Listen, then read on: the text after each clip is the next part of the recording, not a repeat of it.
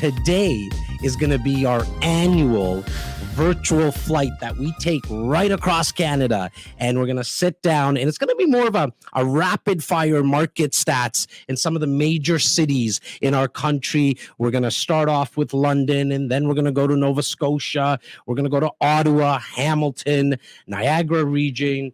And then we're going to go see our friends in the West, because I didn't want to get started with them. It's a little too early right now, especially in Vancouver with our friend Cameron Manning. It's 7:30 in the morning there. So we're going to be going to the West. But before we go to Vancouver, we're going to be going to Calgary and speaking with Natasha Phipps. Just seeing people sign on. Let me know where you guys are all signing on from. Good morning to Becky, to Ryan, to Donna Hoskins. How you doing, Donna? I hope everything is safe where you are. I know there's a lot of stuff in terms of the fires happening there. Please let us know. Shoot myself or Laura or Tyler a message, or even leave it here in the comments. Just let us know that you're safe. If there's anything that we can do to help out, please feel free to reach out. What's up, William? Good morning from Alberta. Thank you for all the support. And Tyler is in the ones and twos right now in the back here in the comments. Did want to also give a shout out to my co-pilot that you're not going to be seeing today, Mr. Stephen Rochester. So if audio or video, something is slightly off, just let us know here in the comments. And how you doing today? Good morning. Oh, we got people coming in from Alberta. Just so everybody knows, I'm looking at my phone here. I want to give some time before we go to our first city, which is going to be London. It's going to be a massive friend of ours, of the REC, that we've known now for coming up to 7-8 years, Mr. Justin Konikow, and we're going to be talking about what's going on. Please, if you have specific questions about any of these cities, while I have some of these realtors on, and keep in mind, strategically, I'm bringing on investor savvy realtors, because I know most of our insiders are people that watch our brunches, are investors. Good morning to Cameron. He's already on. And Luke, nice to hear from you in Ottawa, Luke Tangate. But if you have any questions, just throw them in the comments. I'm monitoring them here. Stephen brings them up on the screen as well. So we'll try our best to get them answered. But more importantly, if one of the agents resonate with you, or the city that we're going to be talking about specifically, like a Hamilton or whatever it is, if one of those cities you want to know a little bit more about, just shoot a quick email, and we're going to make it very, very easy.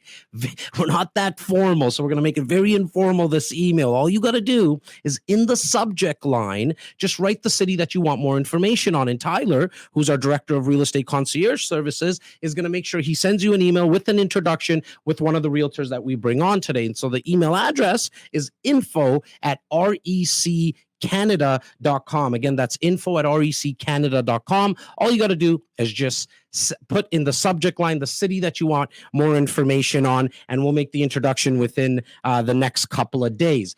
Before I go into our first guest, again, that is going to be London, and it's going to be Justin Konikow. But before I do that, I want to talk a little bit about what's happening in our area, the area that REC conducts 98% of our business, which is the Greater Toronto area. And so for anyone outside our city or province, and I know we have friends from the States that watch us as well, that's that 75-kilometer radius. REC Canada specifically covers anything in the east from about Bowmanville over to the west, right around Burlington/Hamilton, to the north, Aurelia, and then down to the lake. That's that area that we cover. And today, actually yesterday, I apologize, in my inbox came the most current stats for the GTA as a whole, but also specifically in each region within the GTA, the Peel region, the Durham regions, the York region. So if you want your copy of those stats, all you got to do is text the word stats to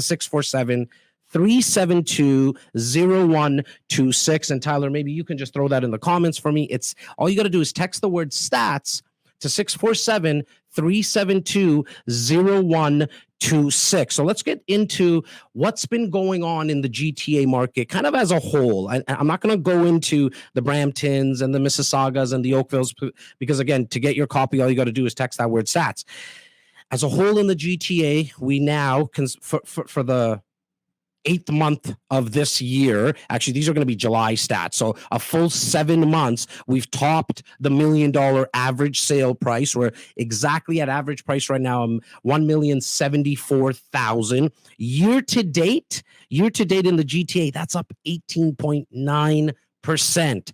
And I have a feeling as we go through the cities and the rest of the country, we're going to start to hear like those double digit in the teen numbers right across the country.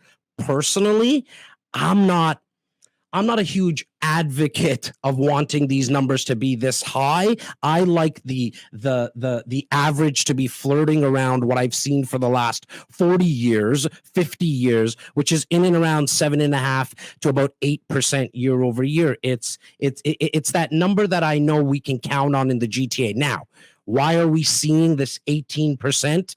Year to date? It's quite simple. It comes down to simply supply and demand. We have a lot of people still looking, even though that the borders are closed, we still have a lot of people looking for homes. And it's not just investors, it's first-time home buyers. Yes, I mean, I know the average price point is over $1 million, and some would say, well, how are these first-time home buyers able to afford that price point? But keep in mind, that's the average price point. There's still condos and townhomes that you can find for $500,000, $600,000. And so that's where we have a lot of action happening. In fact, anything in that $600,000 price point is always going into multiple offers. Now, again, just kind of slightly going off on a tangent because we get the question a lot, like, oh my God, the homes and condos are selling for $300,000, $400,000, $500,000 above asking price.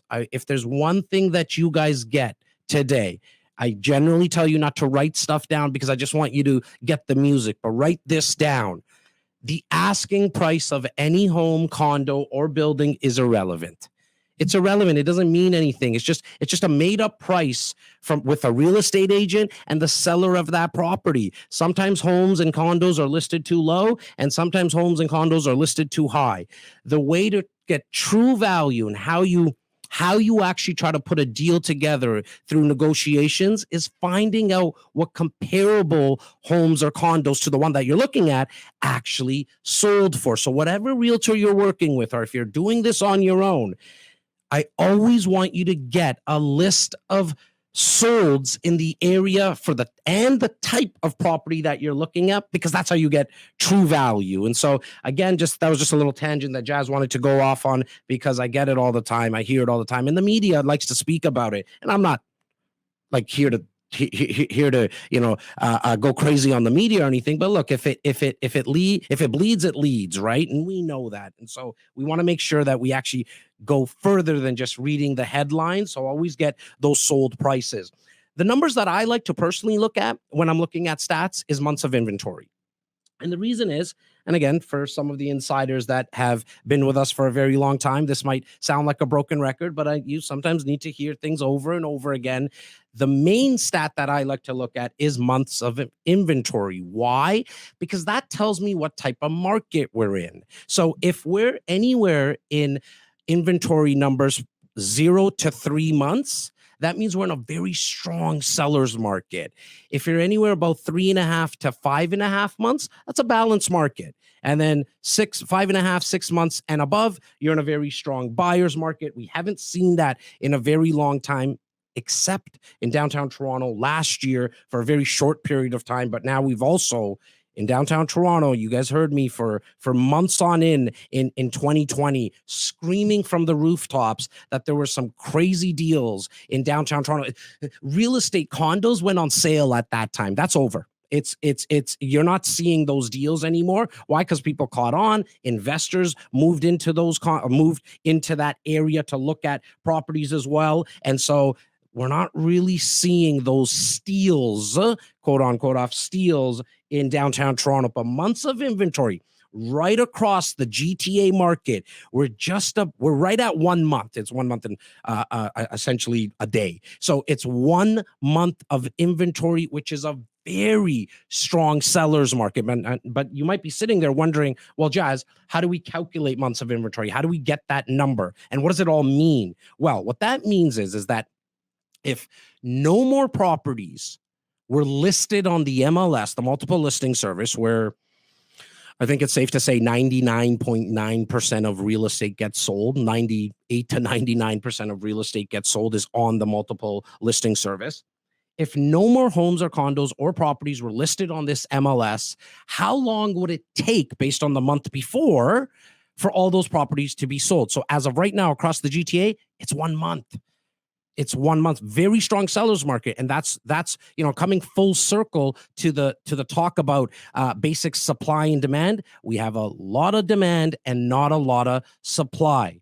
Now, before I get into, and if you're just joining us, today is our annual virtual REC virtual flight. I'm going to be your pilot today. I do promise you, if there's a little bit of turbulence, and I'm not kidding, I really mean that. Sometimes with technology, there's some turbulence. I'm going to try my best not to jump out of the plane and tell you that you're on your own. I do have my co-pilot behind the camera today, Mr. Stephen Rochester. Let's give him some blue likes and red hearts, because he makes myself and Simos on a regular basis look real good. Big shout out to my barber today too. Just got a fresh haircut, so he also helped with the looking good, and the lighting always helps, I'm sure, as well. But again, this is the annual virtual REC virtual flight that we take right across Canada to sit down with investor savvy realtors. And I love the blue likes, Stephen. They love you, buddy. You saw the likes and the hearts, buddy, coming out for you. That's awesome. Big shout out to Lindsay and and a good friend of mine, Jin, as well.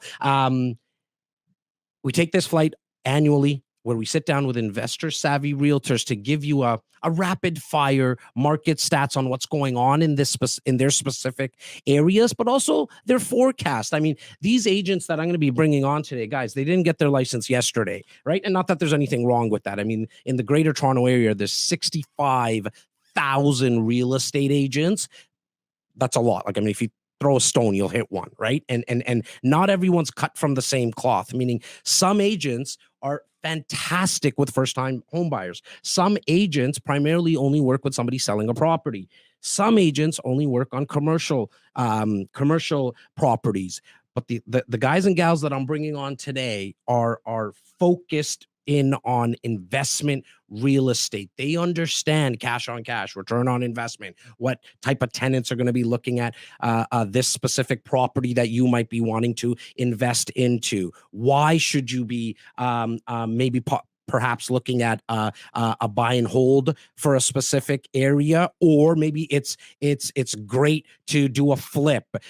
Investor savvy realtors are specific to that niche, and that's what we're going to be talking about today. But before I bring on my first guest, before the first stop, so to speak, I did want to talk about the month of August. I've been doing this for 16 years, not to, impress you, but more to impress upon you where all this data always comes from. It's coming from experience. We have a team, myself and Simos. We manage a team of 50 real estate agents, and we have 11 support staff. And so we help a little over 650 buyers, sellers, and investors every single year. Again, not to impress you guys. I want you to know where I'm collecting all this data from. The month of August is a very interesting month when it comes to investing in real estate. And here's why. If you look back for the last 10, 15 years, for some reason, it's the month that you will see a lot of deals. That's why we're doing this flight today. And I'm not only talking about GTA. I'm done the GTA talk. That's why I don't know where you might be thinking about investing. Maybe you've invested too much in the GTA and now you want to diversify. And so that's why I'm bringing the guys and gals on today, because in the month of August, and I'm sure they're all going to agree with me, this is where you can find a lot of deals, because most buyers put their feet up. And when I mean they put their feet up, I mean, if you look at cottages and Airbnbs, they're all booked right now, right across North America. Try to get a stay in somewhere in Florida right now. Try to get a stay somewhere in Grand Bend or Muskoka or, even Creemore, like any of these areas. You will not find an Airbnb that you can actually get. Why? Because people are getting out. That's always happens in the month of August, but this year even more, obviously, because of the lockdown. And so that's when, if you're here right now and you want to be aggressive as an investor, I strongly advise for you to start talking to these guys and gals. And It's going to be very simple. All you're going to do is send an email to info@reccanada.com with the city that you want a little bit more information on. And if you need to send 8 different emails, that's okay. Tyler's here. That's his job. He'll filter through all the emails, every single city. That's how many stops we're going to be making today. I want to make sure that you get introduced properly, because I want them to know as well that they're coming from REC, and to make sure that the agents that come on today, they put the white gloves on to give you that service that we all expect them to give you. So again, as you're listening to some of these stats and some of the forecasts that we're going to be speaking about today, I want you to really think about this month. This is the month where others actually take a little bit of rest. And if you want to be aggressive, rates are still low. There hasn't been any change on rates. I mean, I just did a refinance about 5-6 weeks ago, and I think I closed on that at 1.4%. I closed at a full refinance at 1.4%. I mean, they've never been this low. The question is no longer if they're going to go up, but the question is when they're going to go up, because they can't go any lower. We definitely don't want them to go in negative interest rates, because that's a black hole that it's very tough to get out of. And if you want more information on that, check what happened to the economy in Japan. They're still dealing with it when they went into negative interest rates. And so we want to make sure that we don't get to that, obviously, but understand that it is going to go up. And so right now you have supply that's going to be sitting on the market, because the demand is just not as high. It's still high. It's just not as high as it was in July and the months before that. I'm not sure if you guys are tired of hearing my voice. I'm definitely not tired of hearing my voice, but I know my co-pilot behind me is already waving me down and saying, buddy, we got the whole crew waiting here. And the crew meaning, first and foremost, Mr. Justin Konikow, that we're going to bring up. The first stop is going to be London, that we're going to be speaking about. But this guy has a team of, and I'll let him tell you, but I think the team now is of like 15 people. It's growing really fast. He actually his brokerage, which is Prime Real Estate Brokerage, just got not only nominated, but awarded one of the best places to work in London. So I want to give him a big congratulations. Let's bring our boy Justin Konikow on. There he is. Justin, What's how up? you doing today? I'm good, man. I thought that Dwayne The Rock Johnson was interviewing me today with that fresh haircut. I was typing in the chat, and then you said it. So good for you. Justin. Like, how do I get you in my pocket and just like keep you around? You're so good for my ego, brother. Like the big shout out here about the haircut, which I already gave a shout out to my barber. I appreciate that. But all kidding aside, Justin, congratulations on the award of your brokerage being, I think it was the top place to be working in 2020 or 2021. Like, just huge congratulations to you and the crew, buddy. Yeah, I appreciate that. So we've always kind of flown under the radar, right? Like we work by referral only, right? So when you were talking about the referral network that you have, I mean, I know a lot of those people, and they're very highly recommended, and they don't really take clients unless somebody like you calls them and says, hey, we got somebody for you. Tyler sent me one yesterday, and we had a really in-depth conversation. And it was eye-opening even for the investor, because he said, hey, just send me your off-market properties. And I said, unfortunately, we don't do that, right? Like, we're a business that's very dialed in on our avatar and our client type, and we put on the white gloves. But again, it has to be a relationship. So relationship-driven communities are what we're all about. We won the best place to work.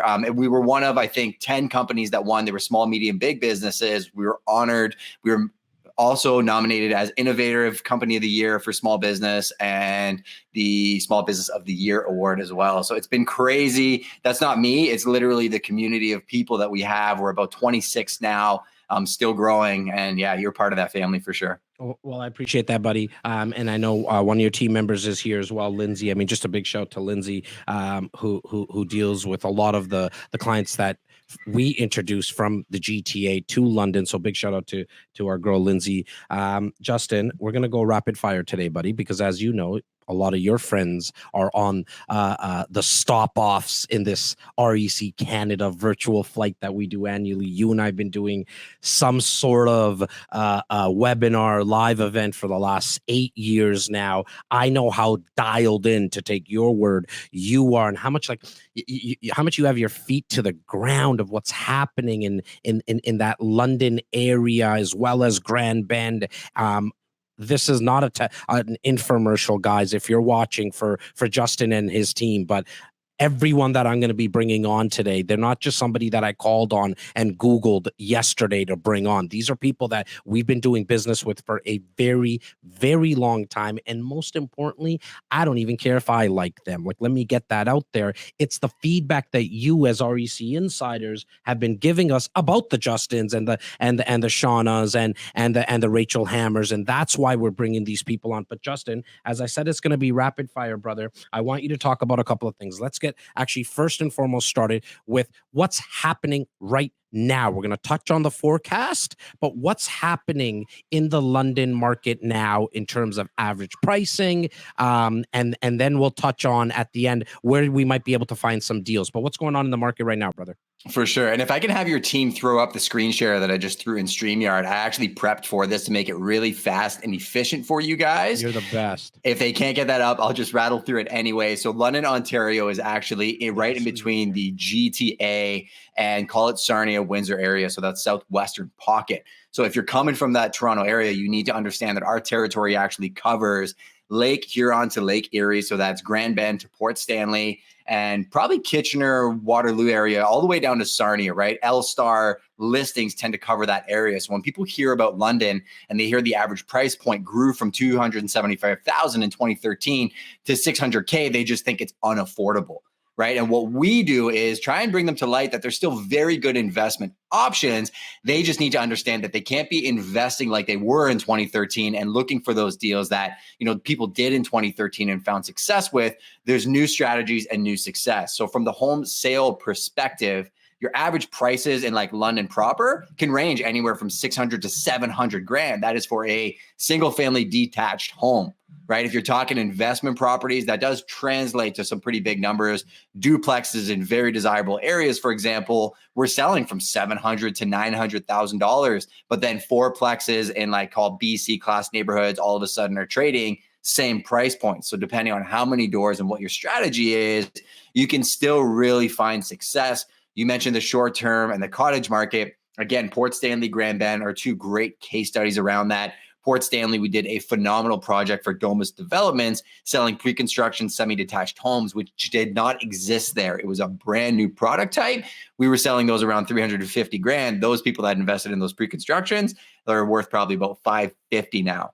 Grand Bend, And when were you selling those exactly, Justin? Like just to give me some context, because they were selling for 350. Now they're going for 5 to 550. You said 1 year ago.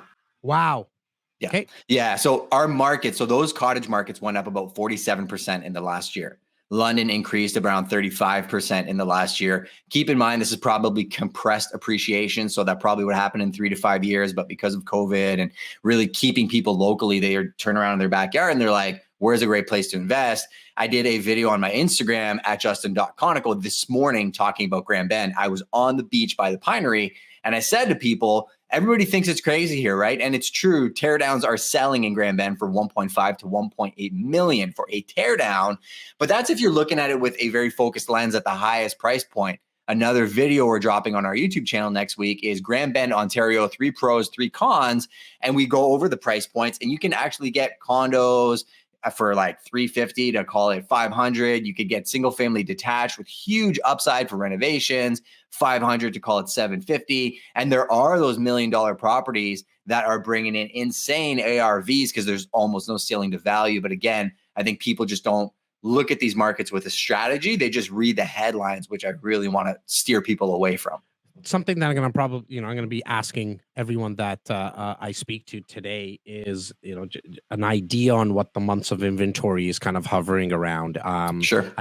So do you like breaking it up in London and then Grand Bend, or is that something like, is it like, I always speak about the greater Toronto area as a whole, and then I can go into the micro markets, but either, or if you like to go kind of high level, let me know and let our viewers know today, like, what are we at for about months of inventory right now, brother? So we'll talk about the GLA, which is a term I coined a couple of years ago, the Greater London area, because that's what it's becoming. It was, so back in like May, June, it was a month of inventory, but it was actually going down to about 2 or 3 weeks where realtors were getting scared because we're like, man, like we're going to outsell our houses and there was no inventory, right?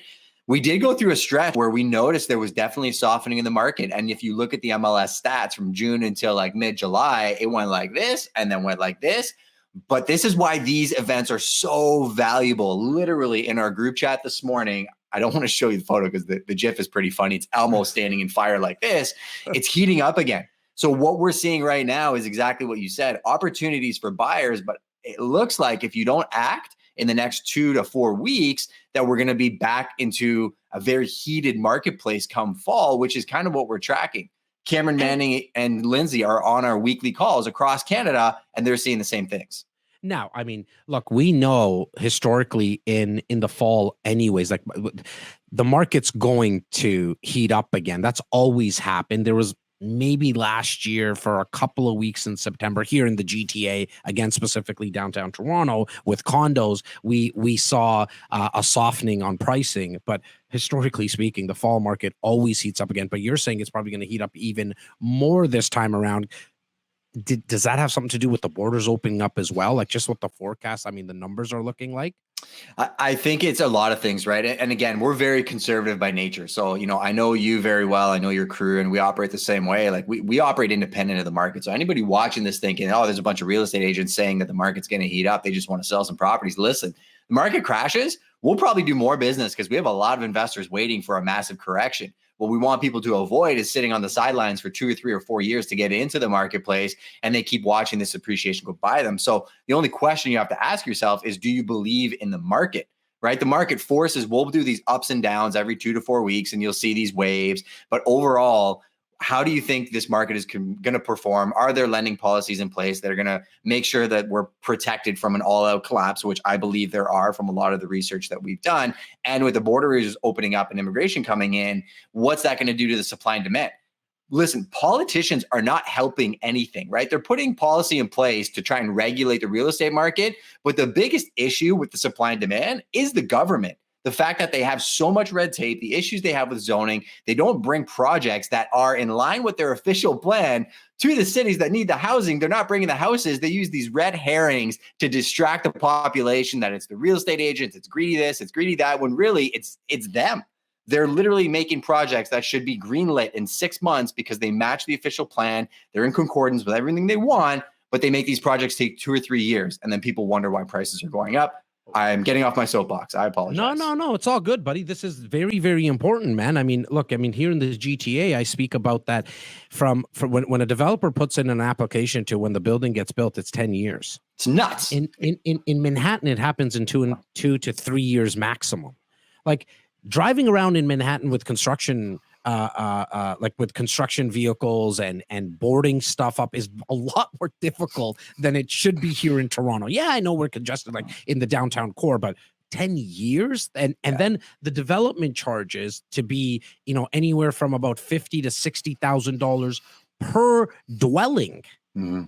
I mean, when you speak about red tape, and if somebody, somebody's watching right now and listening and saying, well, what the heck do you guys always mean when you're talking about red tape? That's what we mean. Yeah. I mean, it's getting very expensive. Now, developers are making money, but it's getting tougher and tougher. And I'm not a developer myself, so I have no reason to say that. I want to see cheaper prices. Why? Because first and foremost, before being a broker, I'm an investor myself, right? Oh. And so when we're watching this, we're definitely seeing this. I want to go back really quickly. I know Jonathan's waiting, but Jonathan, I'm probably about 4 to 5 minutes behind. So you and I are going to wrap for another 4 to 5 minutes here, Justin. You talked about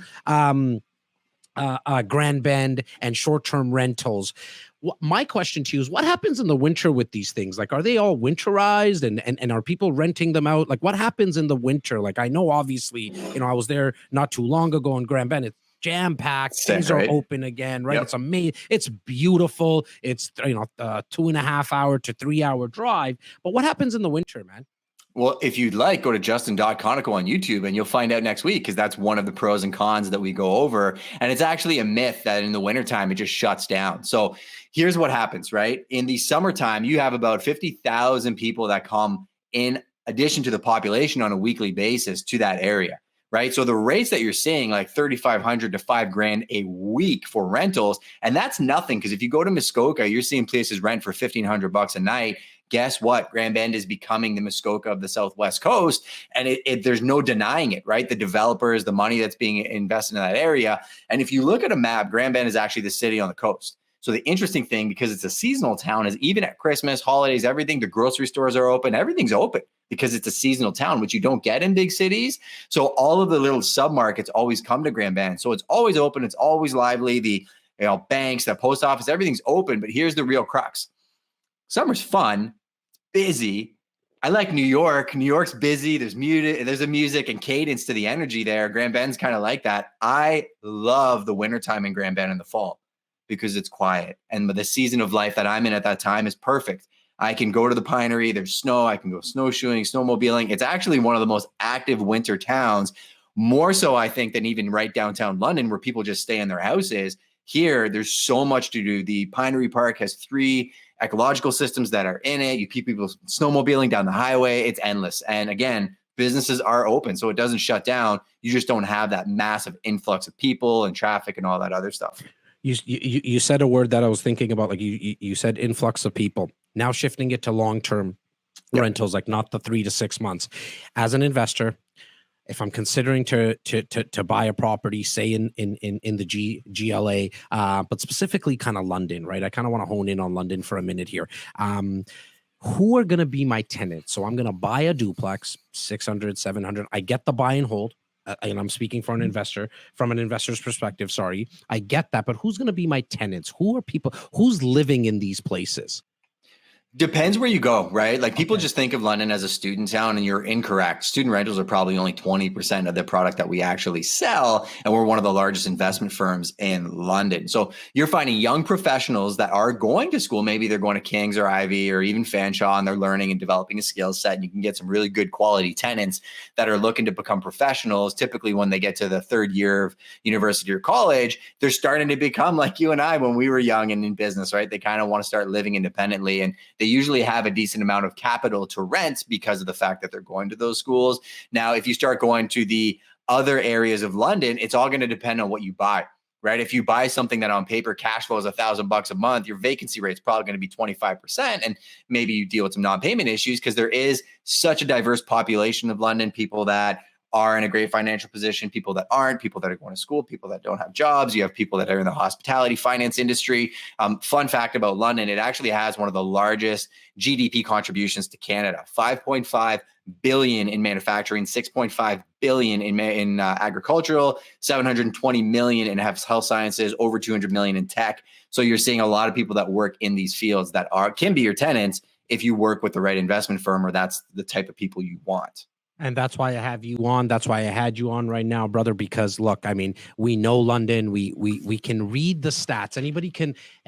Anyone can get a copy of these stats, but if you don't know the actual micro areas and what's going on, it's hard, very, very difficult to decipher what all these numbers and why it's important, or why some of them and majority of them are never that important. And so that's why we have you on. Justin, thank you so much, brother. I appreciate everything that you do in terms of all the content. If you guys are watching right now, live or the recording, please send an email to info@reccanada.com with the word subject London, and we'll make the connection. But in the meantime, after this is done, don't leave us right now. Go make sure you go see Justin Konikow on his Instagrams and his YouTube. He's probably the only guy that actually does more content than I do. And I do about 15 to 20 pieces a day, but this guy's just obsessed. So Justin, I love what you do for the community. Thank you so much, brother. Love you, bro. And every mindset is everything. That's our brother, the Zillow killer right there. So enjoy the REC experience. Everybody like it, share it, and go hit that sub button. See you later. Thanks, brother. If you're just joining us right now and you're wondering why is my Greek partner not sitting with me, Mr. Simos Papilias, he's actually in Greece. He's trying to see if the souvlaki is better there or right down the street at Pape and Danforth, where I like to eat at the Greek Grill. Big shout out to the guys and gals at the Greek Grill. So Simos is finding out where the souvlaki and the tzatziki is better. And I know you're watching the recording, buddy. I love you. I miss you. He is in Greece dealing with some family business, but he'll be back in the next couple of weeks. So let's go to our next stop, Stephen Rochester. I think we're going to Halifax right now. And we're going to be seeing Mr. Johnathon Benedict. Is he on with us right now? Awesome. Jonathan, how you doing today? Oh, I think you're on mute, which I know is the most overused word in the last 24 months. There we go. We got it. How you doing? I'm good, man. I'm good. How about yourself? I'm amazing, brother. I love the beard. I just got rid of it today, actually, but I'm glad that I did because your beard looks a lot better than mine did. Anyways, I've been trying to get it to that. It's a piece of me now. It's a piece. Well, welcome to the annual REC Canada virtual flight. You've been working with a lot of our insiders, and I got to tell you, brother, we're getting glowing testimonials. So if you're watching right now and have a Halifax and any of the other areas that Jonathan and his team cover, all you got to do, again, is send an email to info@reccanada.com, subject line Halifax/Nova Scotia, and our boy Jonathan and his team will get in touch with you after Tyler makes that introduction. Jonathan, talk to us, man. What's going on in the areas that you cover? First and foremost, what areas do you cover in Nova Scotia? Let's get that out and then talk about what's actually happening in the market as we speak. Sure. So I got a team of 7, and we primarily focus around HRM. But the next part that we go down is the Annapolis Valley. So if you like wine, you like vineyards, you like water, you like the South Shore, you like all of that, we got you covered. So really from about the Greenwood area and then all the way into the Halifax Dartmouth area, we got you covered there, which is it's a nice it's a nice area, and it's only within probably an hour, and you can be from one end to the other. So it seems large, but it's really not that large for us to handle. But the market here, I'm 11 years in, and I've seen nothing like this. Honestly, it's just been bananas for what we're seeing in Nova Scotia. We've always been kind of like this flat line, minimal appreciation, a blip in the radar here, a blip in the radar there. The last 18 months to 24 months has just been nothing but up, up, up, up. So let's go into that a little bit, Jonathan. You said 7 years that you've been doing this. Try to remember, go back 7 years. So 2014. 11. 2011. I apologize. No, okay. no, 11 years. 11 years? Okay. 11 years, yeah. When you got started, what was kind of the average increase every year approximately on price? If we're going to see 1%, we're happy. Wow. Yeah. Wow. Okay. And now, where are we at now? 18.8% current. That's where we are. And honestly, even from, if you go back even 2018, in 2018, I think we were at it was 1.4%. So our increase has happened so fast in the last 3 years. It's went from 1.4 to 18.8. It's insane. It's been absolutely insane. So I have to ask the next question. Why do you think that happened? I think we are a little hidden gem, and I think people are just starting to recognize us, right? I think our real estate here in our area is highly undervalued for a long time. And now that people are starting to come and see what Nova Scotia has to offer, and it's lifestyle, right? It's just all lifestyle. Like if you want a kickback atmosphere, good food, good views, best lobster in the country, lobster, seafood. What do you want? We got it all here. So, I think it's just one of those things that, we were highly undervalued, and now we're starting to take off. Now, what type of deals exist right now for investors specifically? Like, what are you seeing? So when, maybe you can just kind of go into your memory bank in terms of some of the insiders, and big shout out to Mr. Jody Riggs and Kathleen Riggs, who just actually made the move from Toronto, from the big smoke, as he likes to call it, to Halifax. Still owns some property here in Toronto, but now is looking in Halifax. But what are some type of properties that investors are going to be able to find deals in? It's like I say, with the increase of appreciation value, it's becoming harder to find a deal, right? Trying to find a good cap rate is really, really tough. But a lot of people right now, they're banking on the appreciation. They're banking on, it's cash flowing. It's not the best, but it's cash flowing. But they're banking on that appreciation level. So what we're starting to see is more and more cranes in the city. So there's more and more new developments starting to happen. Like you were speaking about earlier, trying to get something built in Toronto is tough. It's tough here. There's red tape all over the place. It's like, you jump over this bridge, we got another one for you to jump over next. But it's starting to happen. So in my opinion, the best money that you're going to make is going to be on pre-sales. When those pre-sales come up, you're going to want to jump on them. Resale right now, it's tough to find resale that's actually going to put money in your pocket right away. It's that long-term game for resale, in my opinion. Okay. But yeah, I wanted to unpack a couple of things there just Sure. before we move forward. Is Mhm. you said cash flowing. When you said cash flowing, is the rental income covering the expenses? Barely. Okay, but so Barely. you might see $100 negative, perhaps, or sometimes you might see like that neutral cash flow. I think it's more neutral. I think Okay. you can find neutral. If you're smart, you can find neutral.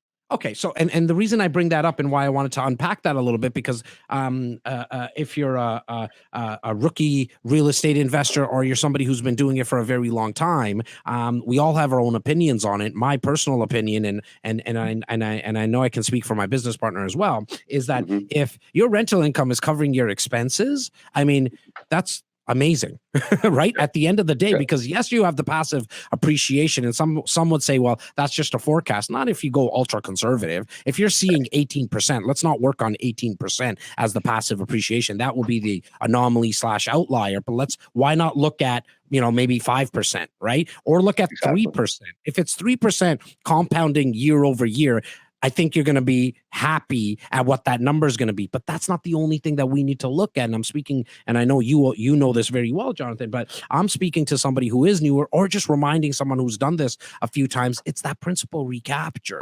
We Yes. know that someone else is paying down your mortgage of $10,000, $12,000 a year of principal. And so Right. even if you had $100 negative a month, as long as you're able to cover that, and if you're not, you should not be investing in real estate. I know we all came here, and what we talk about is investing in real estate, and we're a real estate firm, but I'm here to tell you, if we have a problem covering that $100 a month negative, we should not be investing, because look, things can happen with these properties. We got to make sure that we have a slush fund or you have a full-time job. And if you have a full-time job, let the real estate make you money in the back end. But that $100 we can write off as an expense as well. So a lot of us actually would welcome a $100 negative on some of our property. So that's one thing that I definitely wanted to unpack. Something else you said is the crane. So are these high rises, or like, what are you guys doing there? Like, are you doing 40-story buildings, 20-story buildings? We're more in that 20, 25 stories where we're at. Got it. And obviously here in Toronto, GTA, I think we're number 2 in the world right now. So I know that world of investing, that type of investing very, very well. Does it work similarly in your neck of the woods, where the builder is going to force the appreciation based on how they allocate these units? So if you have a 25-story building, I'm going to venture to guess there's 200 units in it, but they're first going to allocate maybe 30 units, and then does it work? Is Exactly, and then the price Okay. increases as the phases go on. Okay, and then these 25-story buildings, are we looking at like a 3-year build out for these? 3 to 5, I'd say. Got it. Okay. 3 to 5, depending on where you're at. Okay. And what is kind of the down payment structures on these? I think I haven't got into one recently, but it's Okay. usually 10 to 15% is on your first payment, and then each builder's different on what they're expecting on the next phase and when that's due. Okay. Now, something else I wanted to make sure that I touch on as well is, where do you see this market going right now? Like, and maybe you can just, while you kind of think of and formulate your answer to that question, Mhm. I also want you to touch on what we're currently seeing kind of on months of inventory. Because for me, if you plot me, back in not that I was born there, but where my parents were from, like you plot me in India, you take me to Greece, and Seamless is probably going to text me very, very shortly and let me know what type of market Greece is into, because we all look at the one major indicator being months of inventory, right? That will tell us right away in any market, in any city, I apologize, what type of real estate market we're in. So what are we experiencing in Halifax in terms of months of inventory? And then I want you to touch on, before I let you go, where do you see this going? What's your forecast for the next, call it 6 months, 6 months out? So currently we're about 1.4 months of inventory, which is strong seller's market. Just a little bit of reflection on where we were in 2018. We were at 8 months of inventory 3 years ago. So the inventory's dropped. So 1.4, we've been hovering between 1 and probably about 1.8 months of inventory for about the last 18 months. It really hasn't gone up much past that. And sort of where I see it going, I don't see it changing much. There's a lot of drive on people looking to come to Halifax because our real estate is in consideration of the rest of the country, it's still very inexpensive. So, in relation to Toronto or Vancouver or some of these other markets, we're still very, very inexpensive. Our single family home is about $400K. That's your average price or on a single family home here. Go back to, again, 2018, that was about $260. So you've seen that price just absolutely climb. So I don't think that the market's going to, prices are not going to fall. What I've noticed that foot traffic has halted a little bit in the last 6 months. So we're not getting 50 buyers into each property. We're not getting 25 offers on each property, but the offers that we are getting are solid. And they're still going for asking or above. And what I see happening in 6 months is I don't think that we will hold on to this 18% appreciation forever. I think that we're going to scale that back, and I think it's going to become much more conservative, likely fall somewhere between that 7 and 8%. And I just think that is something that's going to have to be, I think in order for Nova Scotia to be able to withstand the market that it has, that has to happen. So I don't think our prices are going to continue to climb at 18% like they have been. Well, I hope they don't actually, right? As an investor, as I'm going to be saying this over and over again today, right? But that 7%, your average, you said, is about $450,000 approximately. Yep. So I'll take that $38,000 year over year compounding on my property all day long, especially because when I refinance it, I can get it all out tax-free. I have one question from an insider here, very, very good friend of ours, Ken, asking how much of the growth in Nova Scotia is a result of remote work for public and private sector, i.e. Distribution centers, etc.? I think significant. We've had a lot of out of province buyers coming here, and it is remote. I would say a lot of them, they either have roots here from their family. One of their family members has lived here or have families here. So like, let's go east. But I would say I've probably personally moved about 25 or 30 buyers this year from other provinces into Nova Scotia, just directly because they can work remotely. And that's just me personally. So awesome. a significant amount.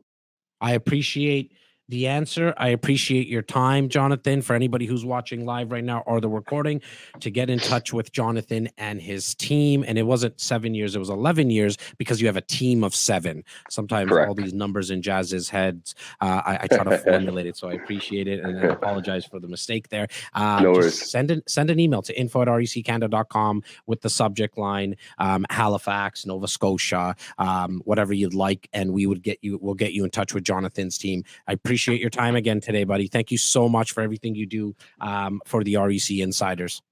Thanks, Jas. Take care, brother.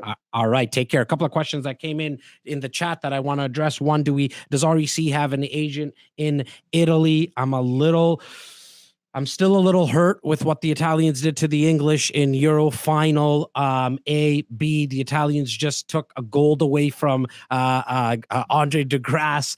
So right now we don't. I'm not sure if we're going to. But all kidding aside, send us an email at info@reccanada.com. Tyler, my friend, I guess you'll be finding an agent in Italy. If you can, let us know if there's a specific region in Italy that you might be looking into. I apologize, I don't remember who asked that question. But another question that came up by Rogers, if Nova Scotia has been mostly seeing 1% growth in the last 11 years and we saw 18, why do you think it's not going to go back to 1% growth? Look, Roger, I think, and this is going to be the same right across all the cities, is because of immigration. See, what's going to happen is that we're getting 400,000 people starting, I believe, October of this year. That's the plan. If it works out like that is one thing. I mean, if we go into another lockdown, who knows? But with 400,000 people coming into the country year over year for the next 3 years, they're all not coming into the GTA. They're all not going to go to Vancouver. They're all not going to go to Montreal. The government actually places people in certain areas and gives financial incentive to do so. And so because we're going to have the demand of people going into all these regions, Halifax definitely being one of them, that's why I wouldn't forecast 1%. Now, I also, as I mentioned, wouldn't forecast 18%. I wouldn't even go half of that or in between those numbers. I would say it's safe to say to forecast anywhere from 4 to 5% year over year. Because if you look at and what Johnathon was speaking about, he just mentioned that 11 years ago it was 1%. But if you look at the last 50 years in Halifax, I bet you're probably flirting around that 3 to 5% year over year. And if you can even go out further, I would. The more conservative you can be, the better your numbers are going to make you feel at night. You know, like it just, for me anyways, when I work with our insiders, I go ultra conservative. Why? Because everything over and above that is a bonus. So we'll always tell you when money's coming in your pocket, we're going to tell you more than we think it's going to be. And less than it's going to be when it's actually coming in your pocket. When it's leaving your pocket, we're going to tell you more than what we actually think it's going to be. Why? This way, there is no surprises. Mr. Stephen Rochester, my co-pilot today, I think we're going to the nation's capital right now. And not that I ever go on political rants, but it's actually a face that I would rather see, because we're not seeing the prime minister. Not that I'd like him or don't like him. It's just I would rather see this face than any other face in Ottawa right now. It's our very, very dear friend, Rachel Hammer. How are you doing today, Rachel? I'm doing all. How are you doing? I'm having a little issue with audio, but I'm not sure if that's just on my end. Can you hear me? Yeah, we can. I think it's just your earpiece. Are you using your earpiece? Earbuds, I mean? I'm gonna try to take If you take your earbuds off, then can you hear me now? Can you hear me now? You know what we're gonna do? Only because I know if you're having the same issue with audio on Rachel's, because I definitely want to be speaking about what's happening in Ottawa. What do you suggest here, Mr. Co-pilot Stephen Rochester?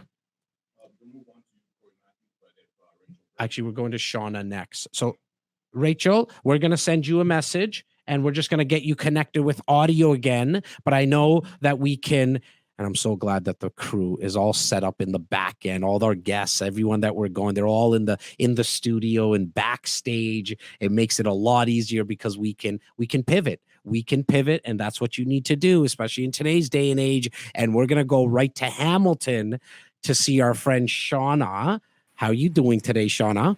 Hi, how are you? Amazing now that I see you, and I definitely want to say it to you in front of your face. Thank you for being all prepared, because as we're gonna get Rachel set up in the back end, you are ready in the studio. How you been, girl? I'm good. I miss you guys. It's been so long since we've been able to see each other in person. Yes, and what Shawna's really referring to is for, I think, the last 7-8 years we've been going together to live events, and it's awesome because either Shawna and the team set it up, or maybe it's my team on my end. We always happen to have our booths right next to each other, our tables right next to each other, and then we're there for a weekend, so we get to go out for dinner at night, and I can't tell you how much we miss everyone at your team as well.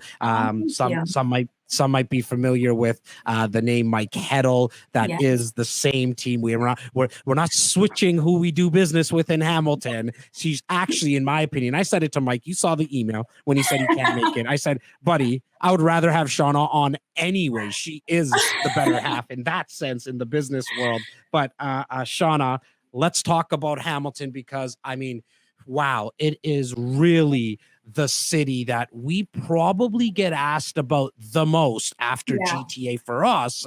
It's like, okay, I want to go to Hamilton because Hamilton, a drive from where I am right now, kind of in the middle of the GTA, where I'm sitting right now, is probably I can get to you in about 45 minutes to 50 minutes. So it's not that far, right? Like, I mean, it could take you an hour and a half within the GTA to get from places at times with the traffic that we have, right? And so it's no wonder why people want to, and you're getting a bunch of messages here, Shawna with fire emojis. Shawna, thank you for Shawna is an awesome agent. So guys, if you haven't dealt with Shawna and the team before, you're going to want to send that email with the subject line Hamilton, because Tyler will make that introduction. Now, what's going on in Hamilton? Like, I know you're just you're a stats junkie like myself and everyone else.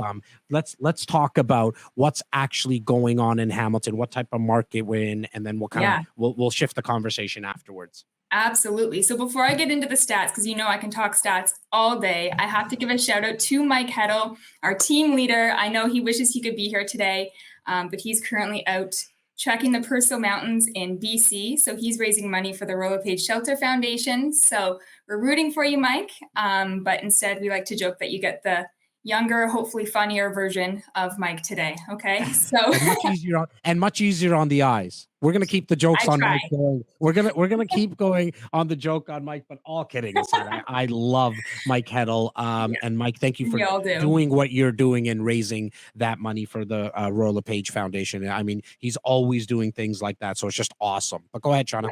Yeah, definitely. So back to Hamilton. What's not going on in Hamilton right now? The market growth that we've seen over the last year, no one could have predicted. And honestly, I remember in early COVID, there was that report that came out. Prices are going to plummet 20, 30%. And there was a lot of fear in the market at that time. We've seen over 22% growth in Hamilton from the same time last year. Okay, so our average sale price last month was $780,000, which is crazy, because I remember back in 2015 or so, it was big news. Average price in Hamilton finally breached the $500,000 mark. And here we are a few years later at $780,000. So the growth has just been phenomenal. Our days on market, very, very low. So last month, 17 days on market was the average time it takes a home to sell. Keep in mind, that's an average, okay? Not every home is around that. We're seeing a lot of homes, and depending on the price point, sell a lot quicker, okay? So if we take this market we're in right now and compare that back to, say, 2016, right? Everyone remembers that market. It was crazy. Everyone thought it was the peak, right? The big boom. Back then, days on market was 24. We're at 17 right now, okay? Our list to sales ratios. So how much over asking price are these homes selling for? You mentioned earlier, Jas, like asking price these days almost doesn't mean very much, right? Seller and realtor can price the property at whatever they see fit and then generate that competition. So on average, our homes in Hamilton selling for about 106% of their asking price. Taking that back to 2016 was only seeing 101%. So we're blowing that market out of the water with the stats that we're seeing right now. I know you like days on market. Yeah. I was gonna just ask you a quick question. Why do you think that is, right? And I've been asking that to everybody. Like, what in your professional opinion, why is the demand so strong in Hamilton? We know it's strong, but why do you think it's actually that strong?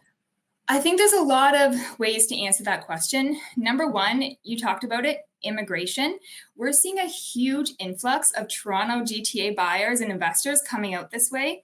Affordability is the biggest thing, right? Drive until you can qualify is what we say. So Hamilton being so close to Toronto and the ease in which people can now commute with the GO train being in our city, it's been a huge, huge game changer. So the immigration has just been phenomenal, the net migration that we're seeing. But what's interesting is I'm talking a lot about Hamilton, but one trend that we've noticed a lot lately is the outlier markets are appreciating really, really quickly as well. So I think we're getting that net migration into Hamilton. Hamiltonians are now moving out, right? Or maybe with COVID, people want space. They want to breathe. They want to go outside and not stare at their neighbor's backyard all day. So we're seeing a lot of we call them our biggest movers, right? Those markets that are seeing the highest levels of appreciation, how fast they're growing. They're all on the outskirts, Dunnville, Glanbrook, Smithville, kind of these markets that not many people may have heard about before, right? So it's a very, very common theme right now, but I think the migration component is the biggest driver. Now, do you have transit in, like, I know you spoke about GO Transit, but that's right into the city of Hamilton. And correct me if I'm wrong. Like, I don't know any of those other areas that you mentioned. I don't think Jas is allowed. Jas is not allowed west of Burlington. And so what, like, is there transit there? Because for me as an investor, I'm always looking at population, but then I want to know the amenities. And number one amenity for me is always transit. And so if you're watching live or the recording, the reason I always talk about transit being being the biggest driver, again, personally for me, is because a study was done not too long ago by Harvard, and they looked at what happens to values, actual prices, as well as the rentability of properties when you're under like a 500-meter radius to transit, and it just shoots through the roof. And this was done across the world in all the major cities. So as I start to look at smaller little suburbs, I guess you can call it, like the Smithvilles and stuff like that. I guess you'd call that more of a suburb outside of Hamilton. Is there transit out there? Like, why are people okay to, like, why would an investor want to buy something? No, like, what type of tenants are going to be going there? That's kind of the question that I really wanted answered. Yeah, no, and it's a great question. So we do have transit, like the GO train I mentioned, and in West Harbor GO train station has completely changed Hamilton. It's really put Hamilton on the map. That was put back in 2016 or so. We've always had public transit within the city, of course. LRT is another big topic, right? On again, off again. It is on again. So there's a lot of development that's happening. But to answer your question about who are your tenants, in these outlier communities, a lot of families, but you'd be surprised, a lot of young couples, younger working professionals, right? Because now they can work remotely. Their options have opened up huge. And again, it comes down to affordability, right? Hamilton, we talked about average price and the increase in price there. Well, it's still affordable relative, but you can get a bit more bang for your buck the further out you go, right? So I think people now able to work remotely. We're seeing a lot of young couples, young families opt for the more not rural, but just on the outskirts kind of living. So tenants, very, very qualified, full-time jobs, white-collar jobs. You're going to get great tenants. We, as you know, Hamilton's a big city, so we also have a huge student rental tenant pool as well around McMaster University. We have Mohawk College as well. So the student rental market's another interesting one. And are you starting, and Shawna, are you starting to hear like murmurs just from your investor clients, like, hey, like I wouldn't mind looking at a student rental because now it seems like schools are going to be opened up in a month or so. Like, is that something that you're hearing from investors? It is. It's now something that people were very scared to do before, right? And especially those investors that purchased and then COVID came, right? Panic set in. What's going to happen? Nobody could have predicted. And I have to say, we were even expecting a bit more of an impact than we saw. I mean, we really didn't see that the panic was worthy. The students were still paying their rent. To be honest, a lot of them still opted to live off of campus in that area while they were doing online school. So it wasn't nearly as much of a hit as we expected. But now that it's confirmed, classes are going back to in-person, right? People can now go back to residence. The schools around here have just grown so much. And we're not a very dense city. They don't have a lot of purpose-built student housing.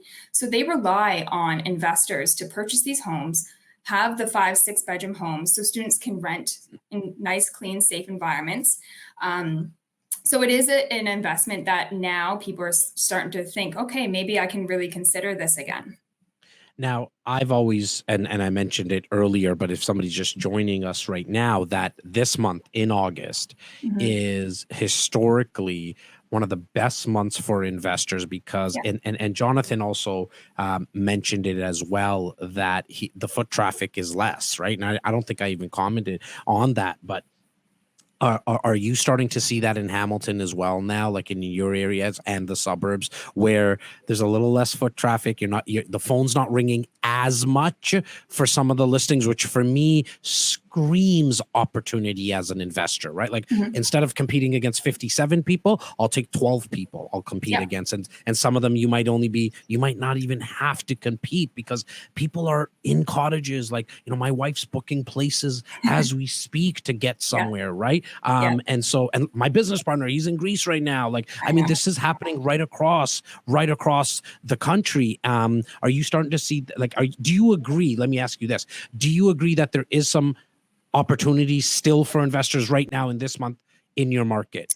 Absolutely. Honestly, I couldn't agree more. So we are seeing less foot traffic, right? And just like you said, whereas properties, say back in February, March of this year, we would have maybe seen 30 offers on a property. Now, maybe we're seeing 5 to 10.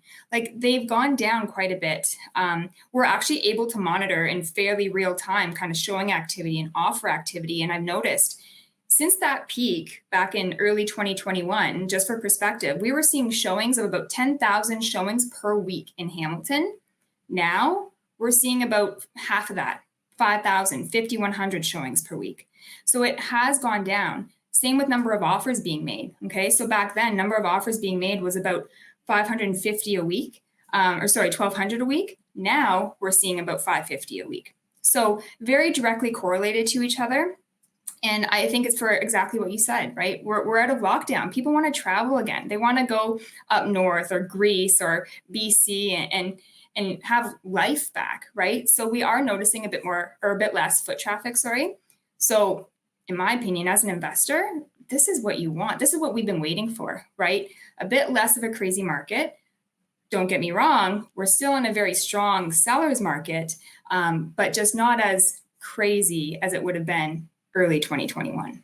And so now you guys know why, like, I wasn't joking when I said Shawna's a stats junkie, because she brought out stats about how many showings are happening on properties. It's crazy, which is awesome. And so everybody who's watching right now and are listening, and I know Steven's giving me a note on the board here, just saying that the emails are starting to come in for certain amount of, like, for the cities and for the guys and gals that we already spoke to. Now's the time. You send that email and let us make the introduction for you. Let's get you in touch with these people right now so you can, if you're here and you're able to go see properties, then this would be the time to do it. Like, we have I don't have a vested interest in if you invest in the GTA or Hamilton. Like, I want you to find properties.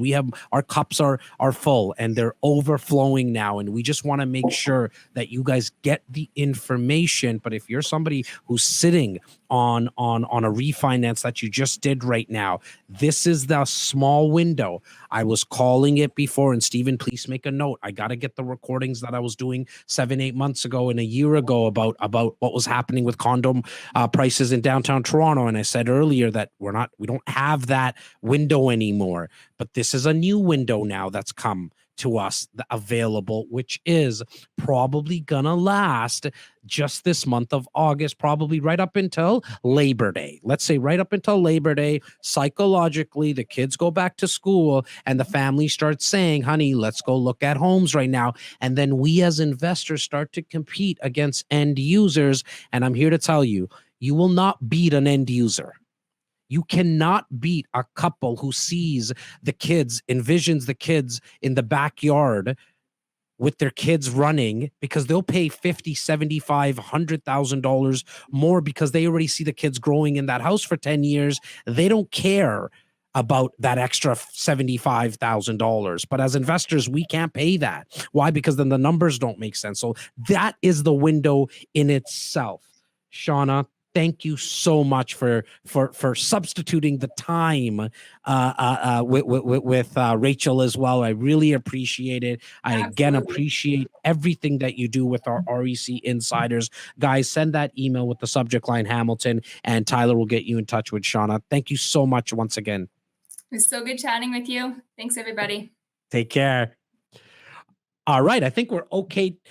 Stephen gives me the thumbs up with Rachel Hammer to go into Ottawa and talk about what's happening in our nation's capital. And there's been a massive increase in values that I've personally witnessed with Ottawa. We've been working very closely with Rachel on a project that I think is complete right now. Bobby Pume, our director of operations, was taking the lead on that with Rachel. And so we got to see some price points and got to see how little supply is actually in Ottawa. But can we bring Rachel on now and let's test the audio? And if it doesn't work, that's just part of the turbulence. And we're going to go back. How you doing, Rachel? I'm doing well. How are you, Oh my Jas? God. That's exactly the voice I wanted to hear. Like the way that I wanted to hear it. That's what I'm used to. Oh, you're such a sweetheart. I Nice am. to see you. Nice to hear you. The pleasure. It really is all mine. And as a new insider, if you don't know, and all of a sudden you came on, and all these blue likes and red hearts starting to come on. So I'm sure people have already worked with you in the past. They know you. We've done similar things like this in the past. Rachel, how long have you been in Ottawa as a licensed realtor? I just wanted to kind of give some background. 16 years licensed. I joined a team, so I got to work with one of the most luxurious teams here in Ottawa when I first started, my first 5 years. And then ever since, I've been running a team.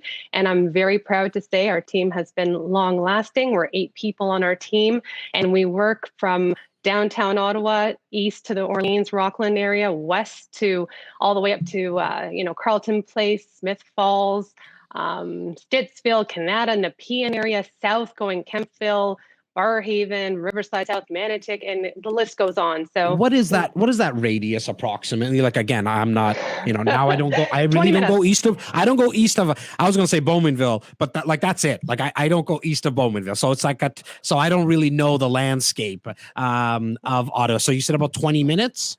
Well, everything, the joke in Ottawa, of course, is always this feeling of like everything, to get to anything like downtown is 20 minutes, right? So it's really not very long. So I would say, but, realistically speaking, I would say up to about 40, 45 minutes, right from the downtown core. And we have great transportation here, LRT, bus. We have great expansions in our highways, and lots going on here in terms of construction. Okay, awesome. So let's touch on what's happening in the market right now in terms of numbers. What are you seeing? Average price, months of inventory, days on market. Just kind of give me your thoughts on that. So a lot of things have already been said, which I think is actually quite fascinating, that we are all feeling and experiencing a very similar market across Canada. So I think if there's anything for people to take out of today's podcast, this whole session, is the fact that we are feeling and seeing a lot of the same things. That being said, our average residential is at about 728,000 since July. Our condos are averaging at about 420,000. Our current absorption rate is about 1 month, so we're still very strong. And similarly to everyone else, I think there's something to be said about what has happened with our pandemic and how it has affected our real estate market, and how, with all due respect to all the investors listening, this really is the best time to reconsider coming back and taking things very seriously for the future of what's to come to our economy, because we have taken a huge break in terms of what we have seen in growth and immigration, as you said before. Justin mentioned the government in terms of those projects and preparing for those. I can say from my experience working in the government, a lot of things happen reactively rather than proactively, and we see that being the nation's capital.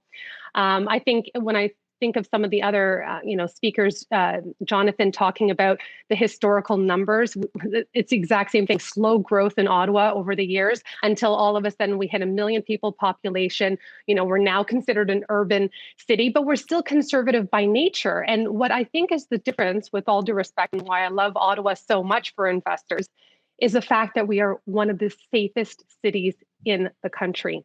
We are a hub. not, how many times do you talk to somebody, oh, I was born and raised and I've lived my entire life in Ottawa? It doesn't happen. They come here for school, they come here for government jobs, they come here for military, they come here for now tech and private sector, but they don't necessarily stay. So it's a great opportunity to see rent go up when your tenant heads out, but more importantly, the continued increase, steady, of course, like everyone else, huge increases in the last year. And now, again, an opportunity to reflect on the great numbers you can actually make here in our rent, as well as, the overall, growth of the property itself.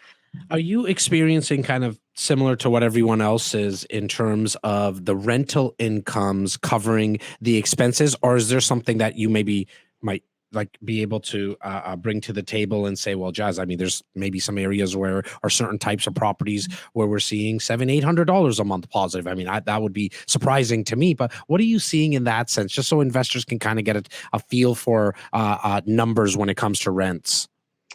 So again, beginning of this year, we noticed that we still had a lot of foreign investors coming in, and they were throwing the numbers really high in terms of, in those multiple offer scenarios, like Shawna described, the market's very similar. Tons of offers on the same house, tons of showings. Again, foreign investors throwing in offers. So they were increasing the market substantially in terms of how much the final sale price was, and then what they were looking for in terms of rent. That being said, now there's this wonderful opportunity to look at what you could get because there are vulnerable sellers. So could you very much see a positive flow of maybe more like $400, $500 a month? Absolutely. I think that's again, it's safe. One of the things that I'm noticing that we're really lacking here is furnished rentals. And I know that we haven't talked much about that, but I think that little investment in that furniture can go such a long way when you talk about how Ottawa is such a hub, because people don't want to just come here and have to furnish an entire property for the 1 year they may be here, or 2 years, or up to 5 years. So we're noticing definitely a need, a demand for furnished rentals. And therefore, those ones can absolutely get you even more money per month. And it's such a great opportunity to spend a little bit, call it a write-off to your investment, and then turn around and rent it out and get the type of return you're talking about, Jas. Now, these furnished rentals, I'm thinking they're going to be like right downtown Ottawa in condos. We're probably going to spend 10 grand on it. Well, give me kind of an idea and our viewers an idea. Where is it going to be? And then what we might need to spend to even furnish these places. Well, I find that it actually, it could be all sorts of different types of tenants and the types of properties, because unlike most urban cities, we don't have everything all centralized downtown necessarily. So our West End has a lot of our tech companies, which again, CEOs are coming in here with families. They want their privacy. They want their kids to be close by from their work environments. And they, again, don't necessarily want to sell their house where they're coming from, if they're coming from BC or Toronto, right? So those types of properties, for example, could fetch anywhere between, I'm going to say, maybe $5,000 to $7,000 currently. And I hope I'm not going to get in too much trouble for this, but we're working with an NHL draft who is currently looking, fully furnished place, because he knows he's going to be here for a couple of years, and great budget. But doesn't want to have to necessarily commit to going through the whole process. And not to mention, with all due respect, it's hard to get a couch. It's hard to get some things being imported right now, right? So sure. There's opportunity. I don't think it's necessarily downtown anymore, because it goes back to the whole process of everybody working remotely, but still having to be in the city. Now, where do you see this market going in the next 6 to 8 months? Again, given some of the similar conversations, I think that over the last few weeks, we have seen a lot of people go back to what we can say, quote unquote, the feeling of normal. And what that means is that people have been enjoying the summer, enjoying sitting on a patio again, wanting to see their family, embracing that feeling. So what's happening right now is, if you find, and I hate to say it like this, those vulnerable sellers who are scared about what's going to happen next month, there's some room to negotiate. And I think that it offers and it empowers buyers again, which then, of course, allows investors to come in. And what I refer to sometimes is let's fish a little. Let's see what we can get. How low can we go? How long has this been on the market, right? So what I anticipate happening over the next 6 months is if we look at the market and we look at the general economy, I think things are going to slowly, quote unquote, come back to normal, whatever that may be. But more importantly, in our city, I think students are going to be returning to school. So you're going to see them coming in either for September or definitely for January. They want the experience. We're forgetting about the experience of life for young people who are going to come in here. Even the workforce, as much as I would love to believe that we can all work remotely, at the same time, we have to work as a team, no matter what we do. And therefore, we need to see one another. We need to experience and communicate in person. So I think there's going to be a lot of opportunity for those first-time home buyers, those investors to come back, to try to negotiate. I don't necessarily see a huge influx in inventory that wouldn't necessarily be absorbed as much as it has been over the last little while, which is about a month. Now, when you said fish a little, I think I know what you mean by that, but I want you to kind of just touch on that. How do you go about feeling out the seller in terms of what their motivation might be and how low they might be willing to go? How do you actually logistically do that for an investor client? Well, I hate to say it, but the first thing is, who are you working with? How did you get on the market? How did you get onto realtor.ca? Did you already start with a perhaps not A+ real estate team to get you the most amount of money and the least amount of time and hassle? So that'd be number one. Number two, how long have you been on the market?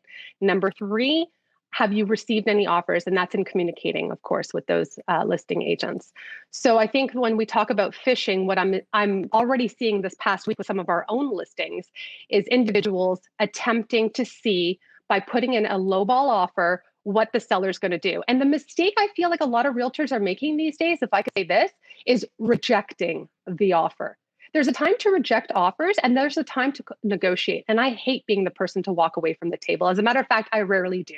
So if you're the type of agent who just wants to do a quick deal, you're going to potentially persuade your client to make a decision that maybe in a month's time would not have been the best one because their neighbor now made that extra $50,000 you didn't. But for investors, this could be a wonderful time to go fish, to hire the right individuals to assist you in seeing what the sale prices could potentially be.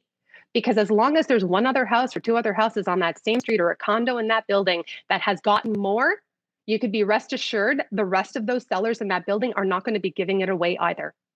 There's a reason that we're all saying the same thing, right? And I started off with this virtual flight today by saying that August is really the month historically. This is not something that's new. I just wanted to, like, as I was driving in today, I was like, that's going to be really my main topic today. And I really want to find out from Rachel and Shawna and Cameron coming up, as well as, Natasha just before Cameron, if that's the same in their city as well, where they're finding that, look, traffic's a little slower, and now is the time. You put the word out fish. I just say go throw in a bunch of offers, and I haven't been able to say that for, I can't remember, like at least a couple of years. Like I don't recommend that to buyers all the time, but now is the time. I used to be in the car business 20 years ago, and the best time to buy a car is in the 20s of a month, later on, the 25th, 26th, 27th day of the month is. And why is that? Because they all have their quotas to meet. The salesperson does, as well as the dealership in itself. So if you go into a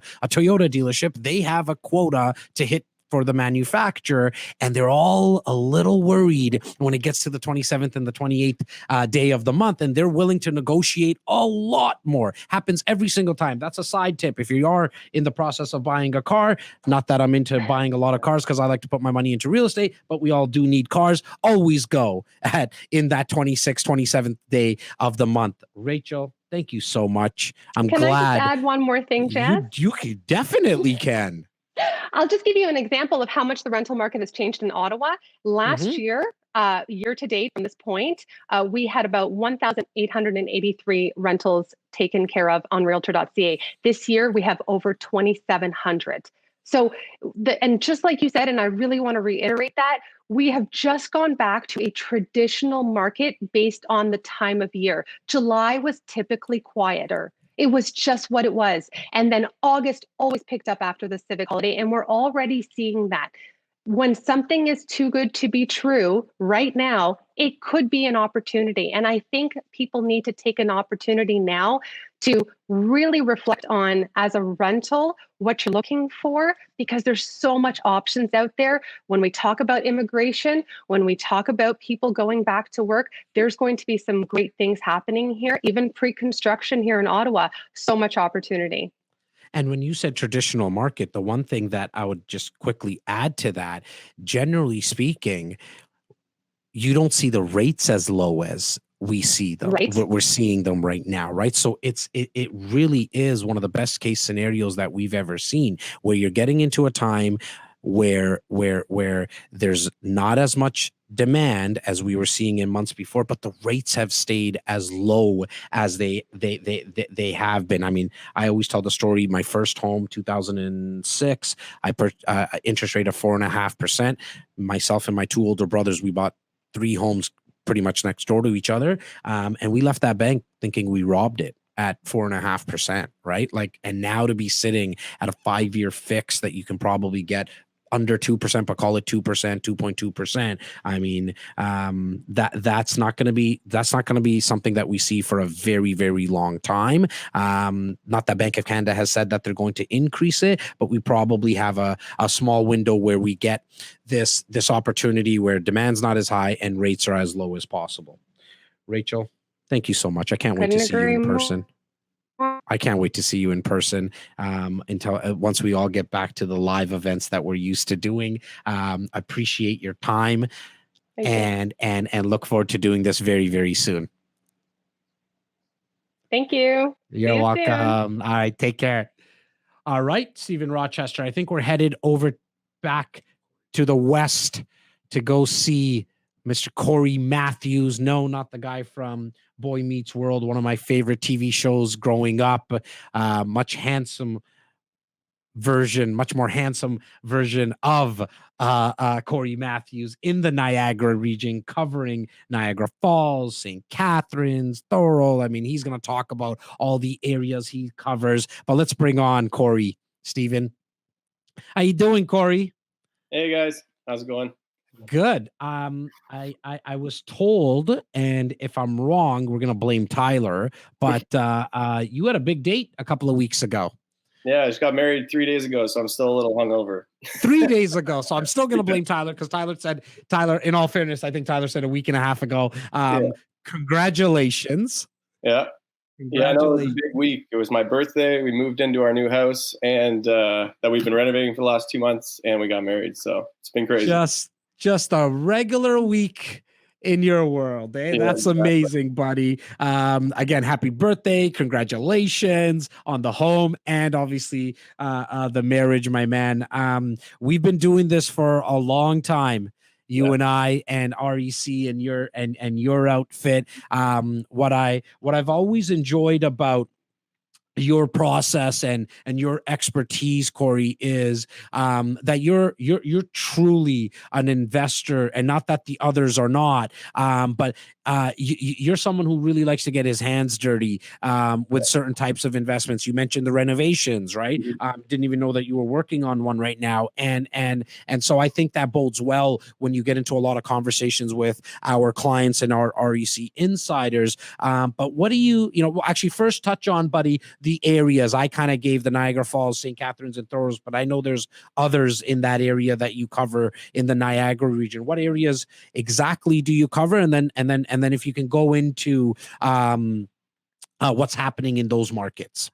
Yeah, for sure. The 3 main markets I cover, or the 3 main cities, are St. Catharines and Thorold, which kind of are one, because St. Catharines kind of swallowed up Thorold. Then Welland, Niagara Falls, and then there's a whole bunch of little small markets kind of in between there. Fort Erie is kind of booming. Crystal Beach is kind of more of like the beach town on Lake Erie there. But yeah, we focus a lot for multifamily in Niagara, Welland, St. Catharines, because that's where you get the most kind of rental stock.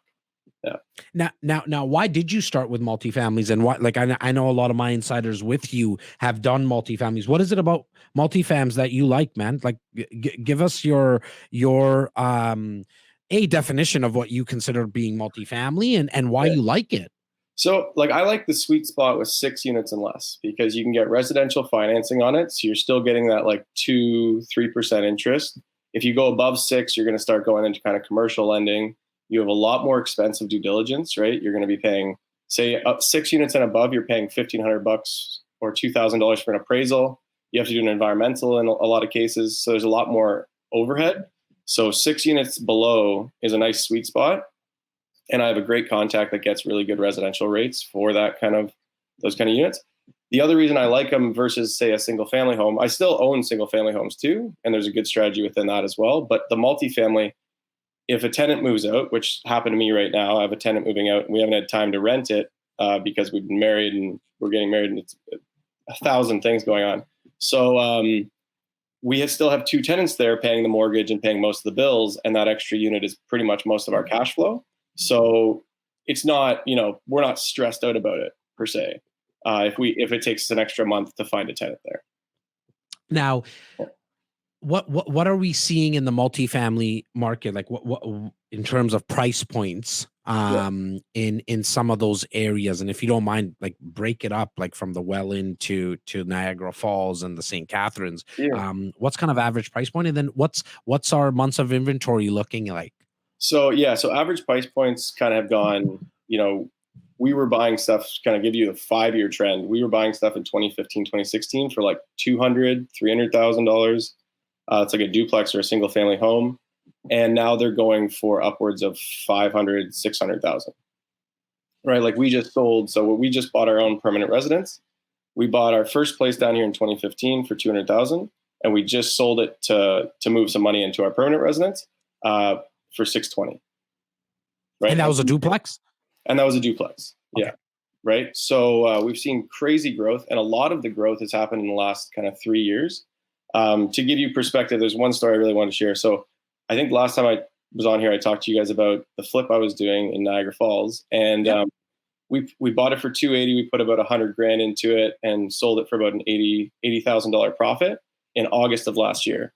The people that bought it from us just sold it for $100,000 more over an 8-month period. Wow. Right. And they didn't have to do any work. That was just passive appreciation. Right. So our whole market with COVID and stuff like that, and people looking for more space in a backyard, and especially what they were talking about in Hamilton, people are leaving Hamilton and we're coming down to St. Catharines. Right. Because it was slightly cheaper. So we saw this huge rush of Toronto buyers and Hamilton buyers coming down looking for more affordable houses. And also at the beginning of this year, people got priced out of Hamilton within a month because prices seemed to jump from like $650 to $730 really fast, right, on that. So then they ended up down where we are looking for an opportunity to buy. Now, what are we going to be as investors looking at for multiplexes, like in that sweet spot, call it 4 to 6 units, the one that you like? What am I going to be looking at in terms of pricing? Price point for kind of 4 units to 6 units, you're looking somewhere in the realm of 8 to 1.3, 1.4, depending on the quality, right? So if it's fully renovated in downtown location, full brick, it's going to be, for a 6-plex, you're looking at 1.3. Like you're looking in the millions now, because what's also happened is with the increase in minimum wage and stuff like that, we've seen a huge increase in rents, where you'd normally 5 years ago, you were getting $800 for a 2-bedroom. We're getting upwards of $1,400 for a 2-bedroom now, if it's renovated. And now is my rental income going to cover the expenses on that 6-plex? Yeah. You have to be more creative. Like, so this is I look for cash flow. I'm a cash flow buyer myself. So when I'm looking for that, what I'm looking for is a property that I can maneuver. So I'm looking for the cheaper properties. Say if I can get a 6-plex from around that's in really rough condition for around 7 or 8, which is really, really hard to find. These aren't like easy to find. That's again why I look for duplexes and triplexes a lot of the time, because it's a cheaper price point and there's more of them available, right? So because the thing is, what I tell my investors is, if you lose on this one, that's okay, because it's we just got to find another property that's going to fit the mold, right? Yeah.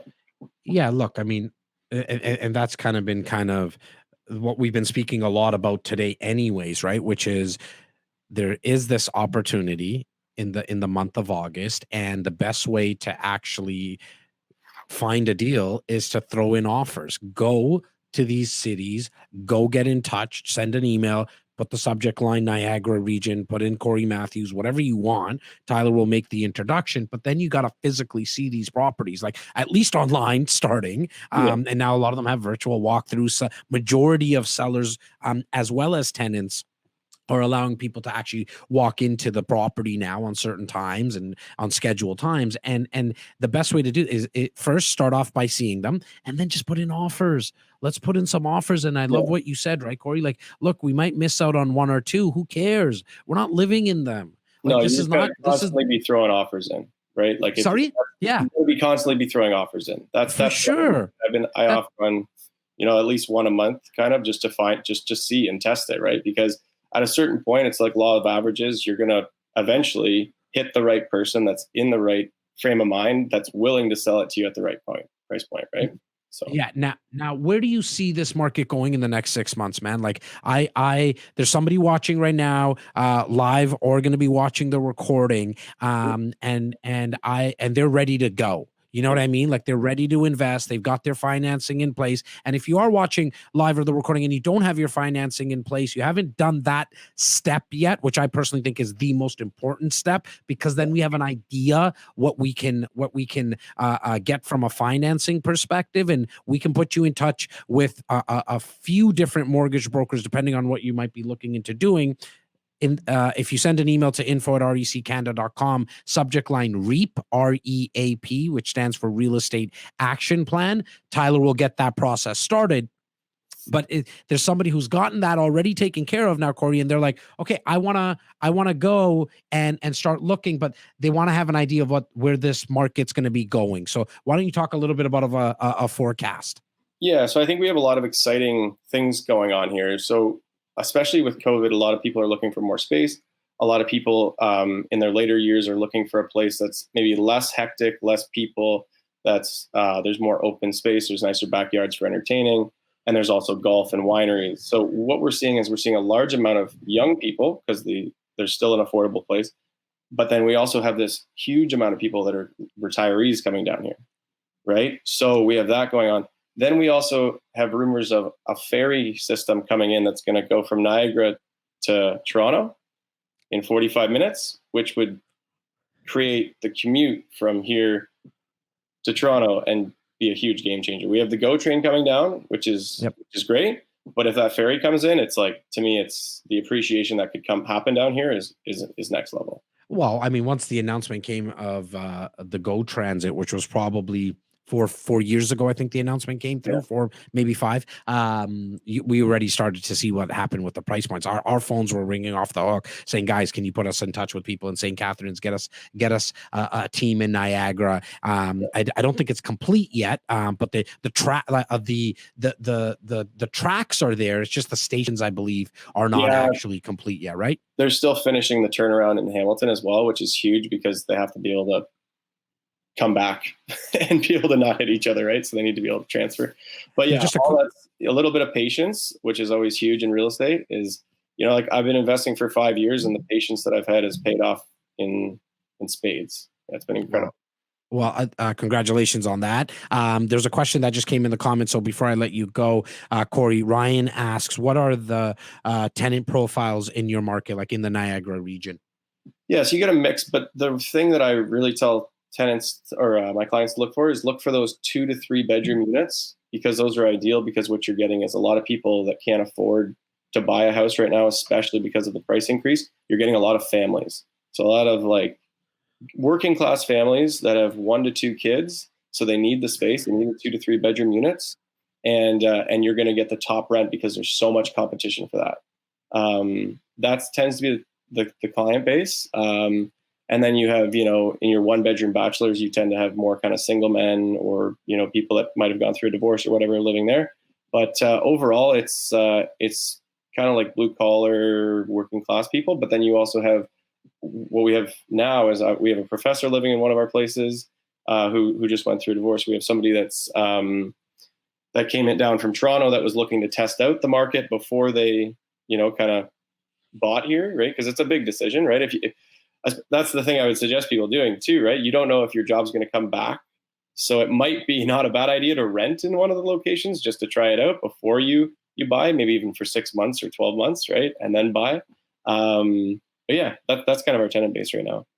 Awesome. Cory, congratulations on everything that happened to you this past week. You've had a crazy week. Congratulations to you and the family, my friend. I look forward to seeing you in person. And thank you for everything that you do for the REC Insiders and our community. For sure. No problem. Thanks for having me on. And I just missed one question, but our months of inventory is down to like 0.9. So wow, so it's under a month now. Wow. Yeah. I mean, which has obviously been a trend with everybody that we've been speaking to so far. It's actually one of the first times in my 16-year career that Toronto's used to this. GTA is used to this. Maybe not like under 1 month. We're definitely used to the month and a half, 2 months. We're used to the multiple offers. That was nothing new to us when all this stuff started, but it's probably the first time in my 16-year career that I've seen this right across North America. Let alone Canada. Like, I mean, right across the states. This new app, Clubhouse has gotten my agent community even larger now. And I'm speaking to these guys and gals, and they say the same thing, right? Like, you go into Timbuktu, Wichita, Kansas, or something like that. Like, you're seeing all these cities and states having multiple offers and very, very low months of inventory. But to you, my man, thank you once again. Awesome. Thank you. I'm going to go take a nap. You do that, brother. Thanks. Don't take too long of a nap because I know people are already emailing in the subject line, Niagara Region. Tyler's going to be making the introduction. You do what you always do with our guys and gals, buddy. For sure. Happy to help anybody. Awesome. I appreciate that. Rochester, brother, we got 2 more stops. Your energy feels good, looks good. I've known you for a while. You got the big smile on your face as the co-pilot. I'm just getting started, because now I know we have a long flight over to the west, and we're going to start with Calgary specifically, and we can touch, I'm sure Natasha's can talk a little bit about Alberta as a whole, but she does a lot of her business in Calgary. I get a lot of messages from our insiders through social that have worked with her in the past, and just, again, glowing testimonials. Let's bring Natasha on. Steven, how you doing, Natasha? Hey, I'm really good. Excited to be here. I know. I've been seeing everything that you've been doing on the Instagrams and the Facebooks of the world, but it's nice to finally actually have a conversation. We're not just DMing each other, and so I appreciate your patience. I think I had you here. Give me a sec. Actually, I had you at 12, and I caught up. I'm at 12:13 right now. So you're doing great. You're killing it. I appreciate that. Thank you. Natasha, talk a little bit about you, your team, how long you've been doing this in Calgary, and then I want you to just go right into it, girl, for me and everybody who's watching today about what's happening in Calgary. It's always asked. Like, people love investing in Alberta, and then when they say Alberta, it's Calgary or Edmonton kind of thing. Yeah. But I see most people actually investing more into Calgary recently. So I just want you to talk about the market. Somebody says Oilers are Flames. I'm not starting to. It's always the Leafs around here, so it is what it is. But go ahead, Natasha. Clearly, it's the Flames. But yeah, thank you so much for having me. I'm in Calgary, Alberta, as Jas said, and I have a team of investment-focused realtors here, 6 of us, and I've been investing in real estate. I bought my first place at 20. I'm 39 years old and got the bug and have been pretty well addicted ever since. So I like to spend my days looking for deals. That's what I do. And sorry, Natasha, you call it the bug. I'm just a little bit more direct. I call it the best drug in the world. Like, it's totally. You're addicted to invest. Once you get addicted to investing, it's over. Go on. Exactly. And helping other people do the same, right? That's what it's all about. And the one thing about the Calgary market is, I mean, we've seen the ups and downs and everything in between.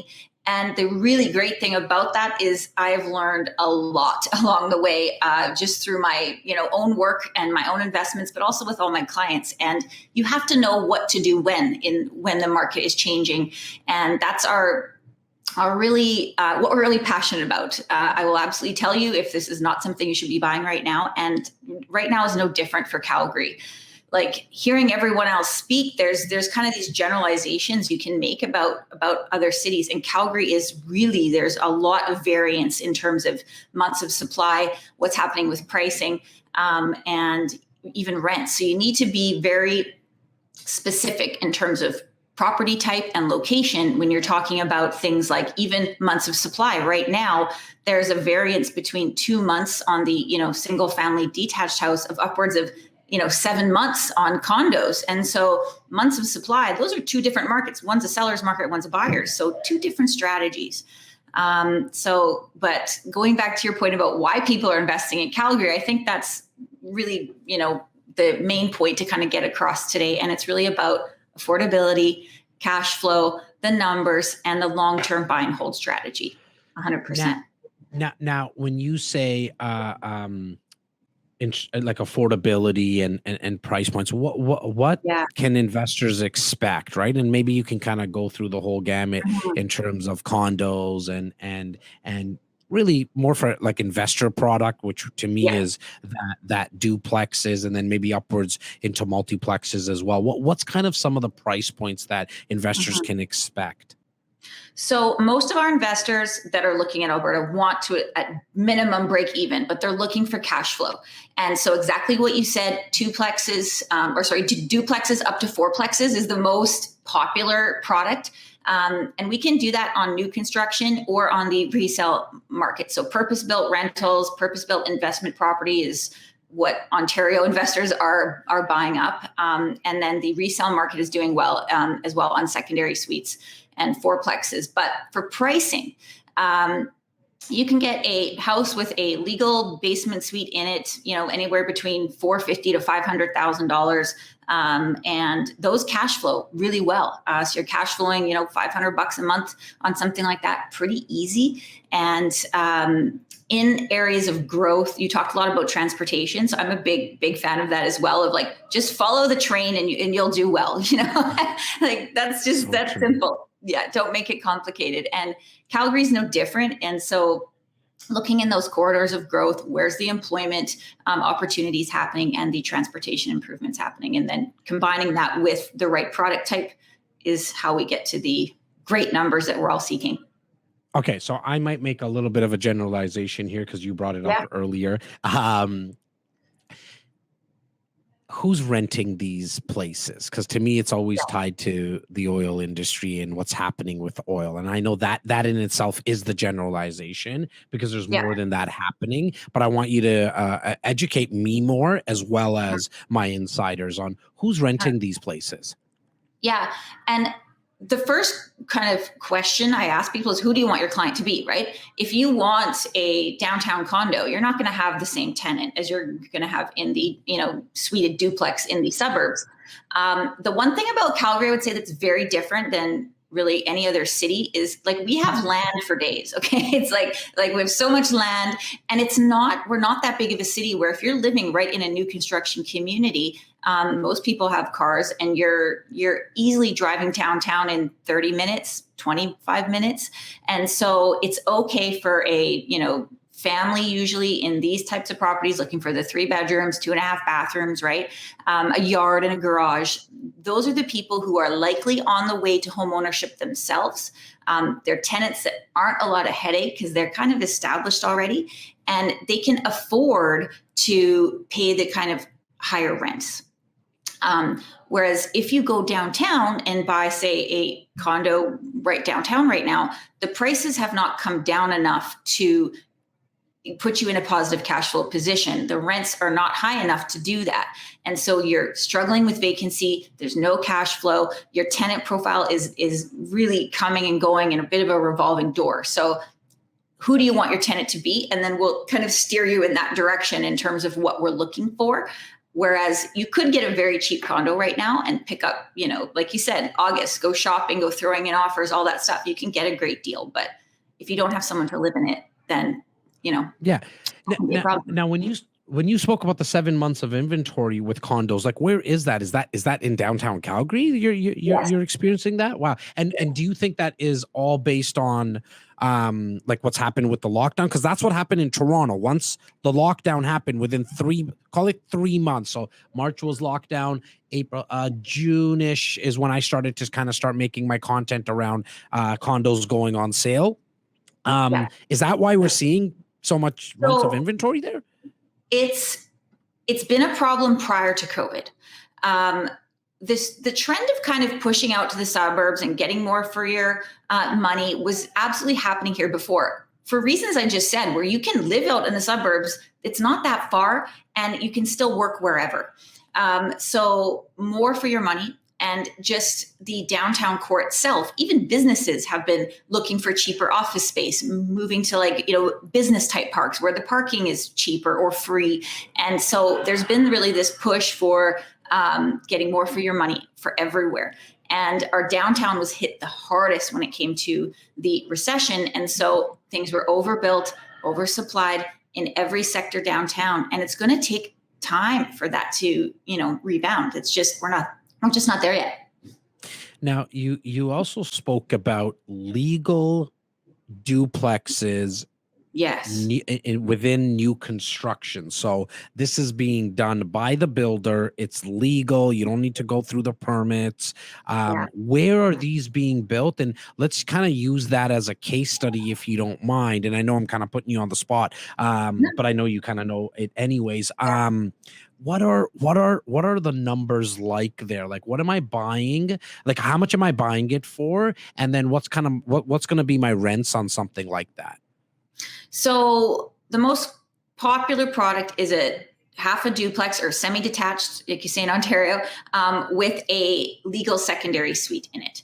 These will run you right now $500,000, plus or minus 10,000, depending where. And your gross rent on these is very conservatively $3,000 a month. I like to be conservative, just like you. I want to see you outperform my pro forma, which is always the goal. So let's say $3,000 gross a month, and you're still sitting in that positive cash flow position, of several $100s very easily. So that's really the bread and butter of what most of our clients are going for. And just sticking with that kind of case study, how long does that take to get built? Is that like 2 years or a year? Because it's only a semi, so I don't think it's going to take 3 years or 4 years to build. No. These can be built in a good time in 4 months. Right now, we're sitting at 6 months, just because supply is a bit slower for materials right now. But they go up very fast, and so you don't have that 3-year wait. In Calgary, that's not as big of a benefit as it is in other cities. You have your money just sitting there tied up, and you don't get the same appreciation that you're seeing in other cities. I mean, this year we're sitting about a 10% appreciation. So to have your money sitting there, not appreciating, and you're not getting any cash flow in for 3 years does not make sense in Calgary. So I'm really like waving the flag of let's get you in there as soon as possible, not be waiting for something for several years. But going back to your comment about 6 months, I mean, I think that's great, right? Like you're not waiting 3 years, reasonable. right? Yeah, that's really quick. Now, me as an investor, I'm going to need to put down 20%. Are you guys asking for the 20% on these things like right away? Is it like 10% now on signing, and then 10% on closing, or how does that work? Yeah, 10%. Upon firm. We actually don't even take a deposit to initially write the contract right now.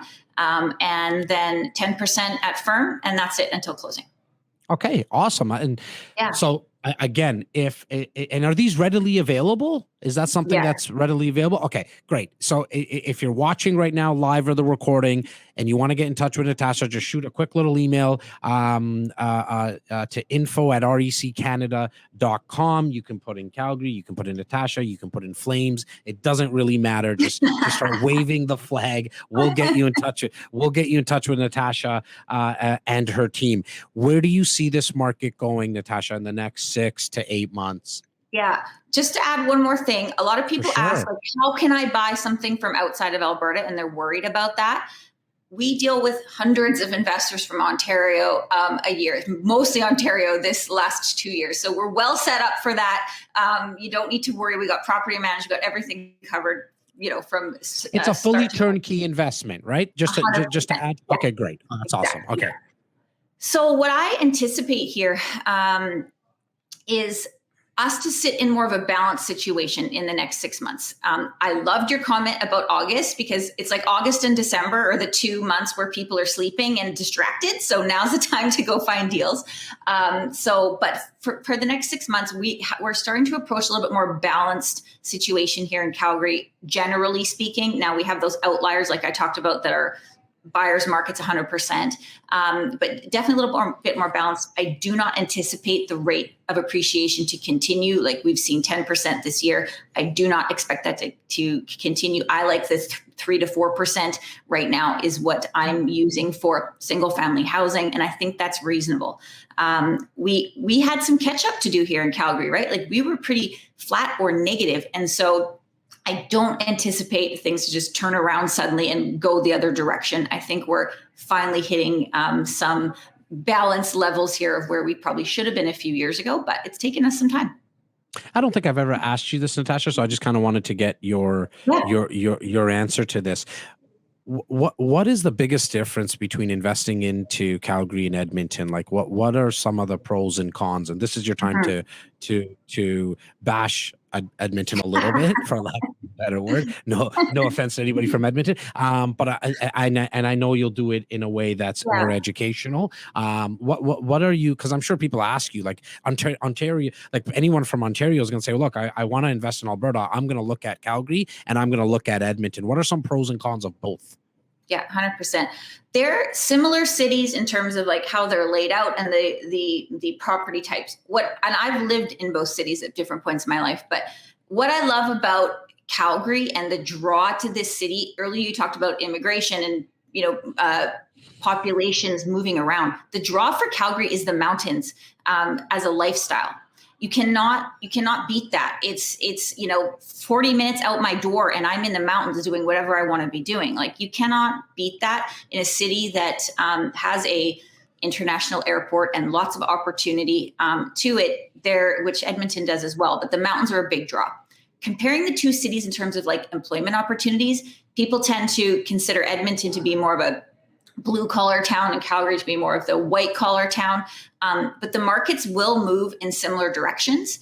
Edmonton tends to lag a little bit behind Calgary in good or bad, like either direction. So, but you can expect them to do similar things. And it really just comes down to what you're looking for in the investment and what you're looking for it to do, as always. But obviously, I am a huge fan of Calgary over Edmonton. I think it's a much more beautiful city. And but other than that, like there is definitely similarities in how the city is laid out, and the types of opportunities are similar as well. Yeah, I love it. Go ahead. Sorry. Go ahead.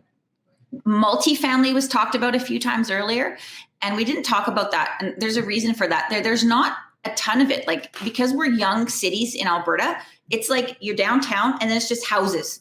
There's so much houses. You have small multi-residential units, but you don't see a lot of these 25, 30 unit buildings. So people tend to amass smaller multi-units as they build their portfolio instead of one larger property. And the numbers are way better that way for both cities. Well, 100%. Yeah. Natasha, thank you so much for your time today. I really appreciate it. And you did do it in a classy way. There's a couple of comments coming through and they're all light, so it's good. I appreciate your time. For anybody who wants to get in touch with Natasha and her team, all you got to do is send that email to info@reccanada.com with the subject line Calgary or Natasha, and we'll make sure that we get you in touch with them. Once again, thank you again, Natasha. All right. We got one more stop, Stephen. He might think we saved the best for last. It's essentially the cousin of Toronto when it comes to real estate. I've always said that Vancouver behaves very similar to Toronto in terms of our immigration. we both have somewhat restrictions on how we can build here. Ours is more from a government perspective, where Vancouver is because they got an ocean and they also have mountains. So I'm sure he's gonna touch on that. Let's bring our boy on, Cameron Manning. He's been waiting patiently, and it's 9:30 in the morning there. How you doing, Cameron? I am great. Can you hear me? We can hear you perfectly fine, Excellent, brother. excellent. We can. Good seeing you, my friend. It always is nice seeing you as well, you and the whole crew over there. I was saying really quickly off air, I mean, and you and I speak about this, have spoken about this so many times, right? Like Toronto and Vancouver really behave very similar when it comes to the real estate market, right? I mean, they're both always battling on who has a higher appreciation. I actually like that you guys, your average prices is higher, because it's a great indication, like within our own country, we see from a new build perspective, and that's how I base a lot of my forecasts on, like what's happening in the GTA, what's happening in the GVA, for example. I always like to find out what's going on with new build average price per square foot, and you guys are north of 2,000 in certain areas, right? And Toronto's still flirting with on average about 1,350, 1,400. So I like to always use that and say Toronto's still on sale, right? But Cameron, talk about your team, your outfit. If there's some insiders that don't know you and they haven't come across yourself and your team on the socials or on any of our past webinars, I want them to get to know you, and then just hop right into what's happening in the greater Vancouver area when it comes to the real estate market. Sounds good, brother. Well, I mean, again, thank you so much for having me on here. It's always a pleasure. I mean, Jas and I, we've been chewing it up when it comes to Toronto and Vancouver for a couple of years now. And I kind of go back to even the podcast, and I'll touch on that, the one that we did at the beginning of the pandemic, because honestly, we made some predictions in that podcast, and almost every single one of them that we said came true. But I'll circle back to that in a bit. So my name's Cameron. I'm with the Kelly Fry team out here in the Greater Vancouver. We do service Vancouver, all of the Greater Vancouver area, and out into the Fraser Valley. And I'm going to talk a lot probably about the Fraser Valley as well today, just be it from an investment perspective, because a lot of our investors do invest out there from a cash flow perspective. But yeah, I mean, you can look us up, Kelly Fry team, on almost anything that you find. You can look me up on my stuff. We're really excited because our market is honestly, we're in a position, and you've heard it from all the other speakers, but we're in a position where we're great for investing right now, if you know where to take advantage of and you use this window of opportunity. Because same thing like everyone else, we've had a little bit of a slowdown with the demand side of things. You know, we're not seeing the 30 to 40 offers that we had before, the $300,000 and $500,000 over the asking price. And I'm not making that number up. We saw properties going 500,000 over. But again, Jas mentioned it. It's about looking at the comps. It's not about the sticker price, because we all know it's artificially low, and people fixate on that number and they think that's value. So, but we're not seeing that as often. We're seeing agents now pricing it slightly lower, still to get a couple of multiples. We're seeing, maybe 20, 30, 40,000. The highest one I had to do recently was 110,000, but we actually got it, in my opinion, below market based on the most recent sales in the area. So my clients felt very happy. They were very comfortable with the price we offered, and it was justified. So that's the key thing there. But yeah, I mean, honestly, our market, like Toronto, we are beating you guys right now as most expensive. However, I do tend to find that the Toronto tends to start the trends. You know, when I see them slowing down, I was having a conversation with Justin Konikow a couple of months ago, and things were slowing down for you guys, and it was still crazy for us. And then we slowed down. And their market's been ramping up. Your guys' market's been ramping up again. Now ours is. So while we may be leading the charge on price, you guys tend to lead the trend. So it's kind of awesome for me to watch what's happening for you guys and say, okay, I have to be prepared because that's coming to my market. So again, how that dichotomy works with the two cities there. Yeah. Now, what did you guys experience the same in your condo market with the lockdown? Like I have to admit, I forget, like while we were going through that September, October 2020, we saw the dip in our prices with condos significantly, like 10% below what they like. We haven't seen that in, I don't think ever. Right. And so did you guys experience the same thing? In our downtown core, we definitely did. Okay.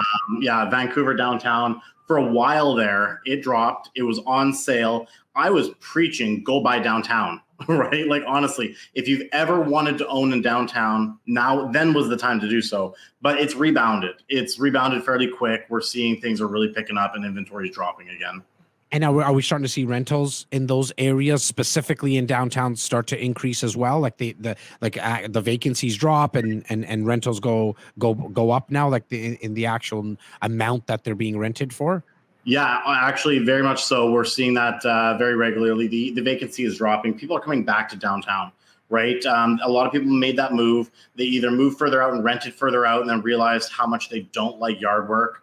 So they want to come back to condo living, or even right now, we are seeing a lot of the businesses are starting to call their employees back to work. We're seeing less of this work from home mentality, and they're saying we're losing the culture because people aren't there. We're losing productivity because people are surrounded by their kids, their dogs, like TV, snack time, whatever. So people are now realizing they need to get the workers back into the office. So because of that, suddenly that 45-minute commute is not sexy anymore. So they want to get back closer to the office. So now you and your team work with a lot of investors. Okay. Right. Again, are insiders as well as just your own network and your own community. When investors are coming to you now, last 30 days and moving into the next 5-6 months, what are you like? What type of properties are you taking them to? Like, what is it that an investor can actually find? So it's a great question. There's a couple answers to that, depending on what someone's strategy is, obviously. And this is where I mentioned we do a lot of work in the valley. So that's our suburbs, right? That's Abbotsford, Mission, Chilliwack, Langley. If you're looking to get into the detached realm and you're looking for something that's either break even or does cash flow, slightly positively, honestly, our market's very expensive. And the rent that you're going to get is going to make it just very minimal cash flow. That's not the advantage of the Lower Mainland. The Lower Mainland's advantage is we are a strong appreciating market year over year over year. And like Jas said, honestly, this double-digit returns right now has been insane, like the growth. I do like that more steady eddy, I would say between the 5 to 8% realm is kind of more stable for us, but we are going crazy. Suited houses right now out in the Abbotsford, Chilliwack, Mission area, that's where it's at because the rent that we're getting on those properties are very, very similar to what we're starting to see in the Burnabys, the Tri-Cities area, which is much, much closer to Vancouver. However, the price difference is where you're creating the opportunity. You can still pick up a house with a suite for about $900,000, $800 if you're out in Chilliwack, $800 to $900, whereas you're almost 1.3, 1.4 in the Tri-Cities Burnaby area. Is the rentals going to be comparable? They are starting to be very, very comparable. So that's the key. You're getting the same rent, but a lower price point, right? Yeah. Now, is Vancouver similar to what Natasha was just speaking about earlier in Calgary? Like, you don't get like a lot of multiplexes. Like, we have a lot here in Ontario in general, right? Justin in his area in London, Cory obviously spoke about it in the Niagara region, but in the GTA, I mean, in Toronto specific, we got multiplexes. We got a lot. They're just not on the market. But so how's Vancouver in that sense? Very, very low inventory. It's very hard to find them. When you do find them, like I actually just bought a fourplex with some clients of mine. I found it. It was kind of a stagnant listing. They had a long drawn out offer that collapsed. We had the opportunity to jump in and take advantage of it. And I saw the opportunity. I turned to my clients and said, hey, I'll jump in on that with you. Right. So we just bought a fourplex. Price point on that one was 1.5 million. And we have to do a lot of work to it. Okay, so it's a burst strategy on that one. But the rent that we're going to get is still going to generate some good cash flow when we're all said and done and we've refinanced it. So we do find them, but they are very rare. And when you do see them, you do have to move quick. Now, you mentioned the podcast that you and I did probably it was April 2020. April, May 2020. Yeah, something like that. And we did some forecasting and some predictions. I'm going to put you on the spot now. What's your predictions / forecast look like for Vancouver and just like all of BC? Because I know, well, not all, but majority, there's a lot of areas that you guys cover for the next 6 to 8 months. Well, like anything, right now we've got a small window. Everyone is trying to get back to life, right? They're traveling, they're getting out. We've had an incredibly hot summer. For most people know, honestly, right now, half the province is burning. Unfortunately, we don't rain the whole time. We're raining today, thank God. And it's rare to say that as a Vancouverite, but right now just people are out. So we have a drop in sales right now, but what we're also having is a drop in inventory again. Our inventory is almost, in some cases, 10% less than the previous month and 30% less than last year. So what's going to happen? We're going to hit that low inventory market again. People are going to start saying, oh, I want to start buying before we get back to school. Oh, interest rates are still low. We're back to work. Summer's over. Let's go buy a home. We're going to see that demand increase again. And I think the market's going to continue to move upwards.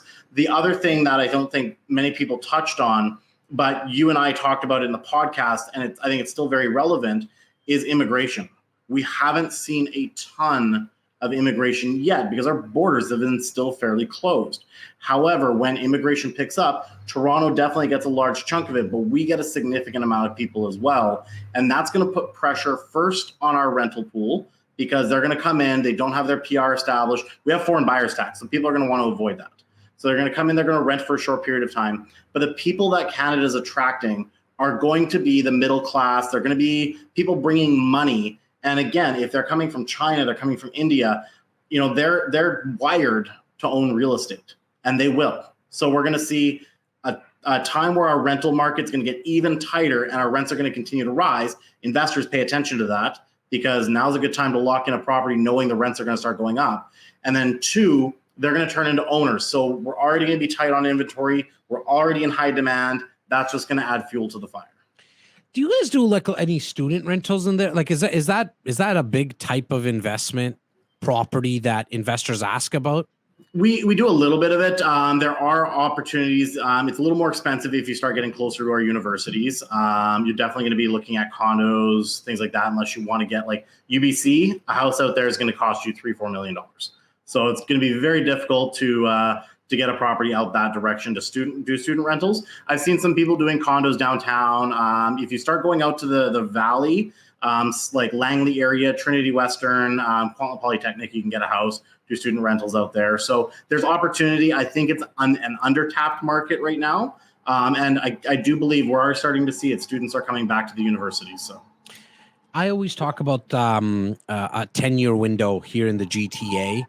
If you look at, on average, every decade for the last 100 years, prices have doubled. We just went through a time period in the last 10 years that prices have all tripled, close to, anyways, 3x. Yeah. Is that a fair assessment of what's happened in Vancouver in the last decade? I would say so. We operate very, very similarly to Toronto. We've gone through two very hot markets in a very short window of time since I got licensed. I got licensed diving into a hot seller's market. 16, 17, 18 was insane. Then we had a cooling off basically because we had government intervention, right? We had layer on layer on layer of stress tests, vacant homes tax, foreign buyers tax. Buyers took a step back. The demand didn't really go away.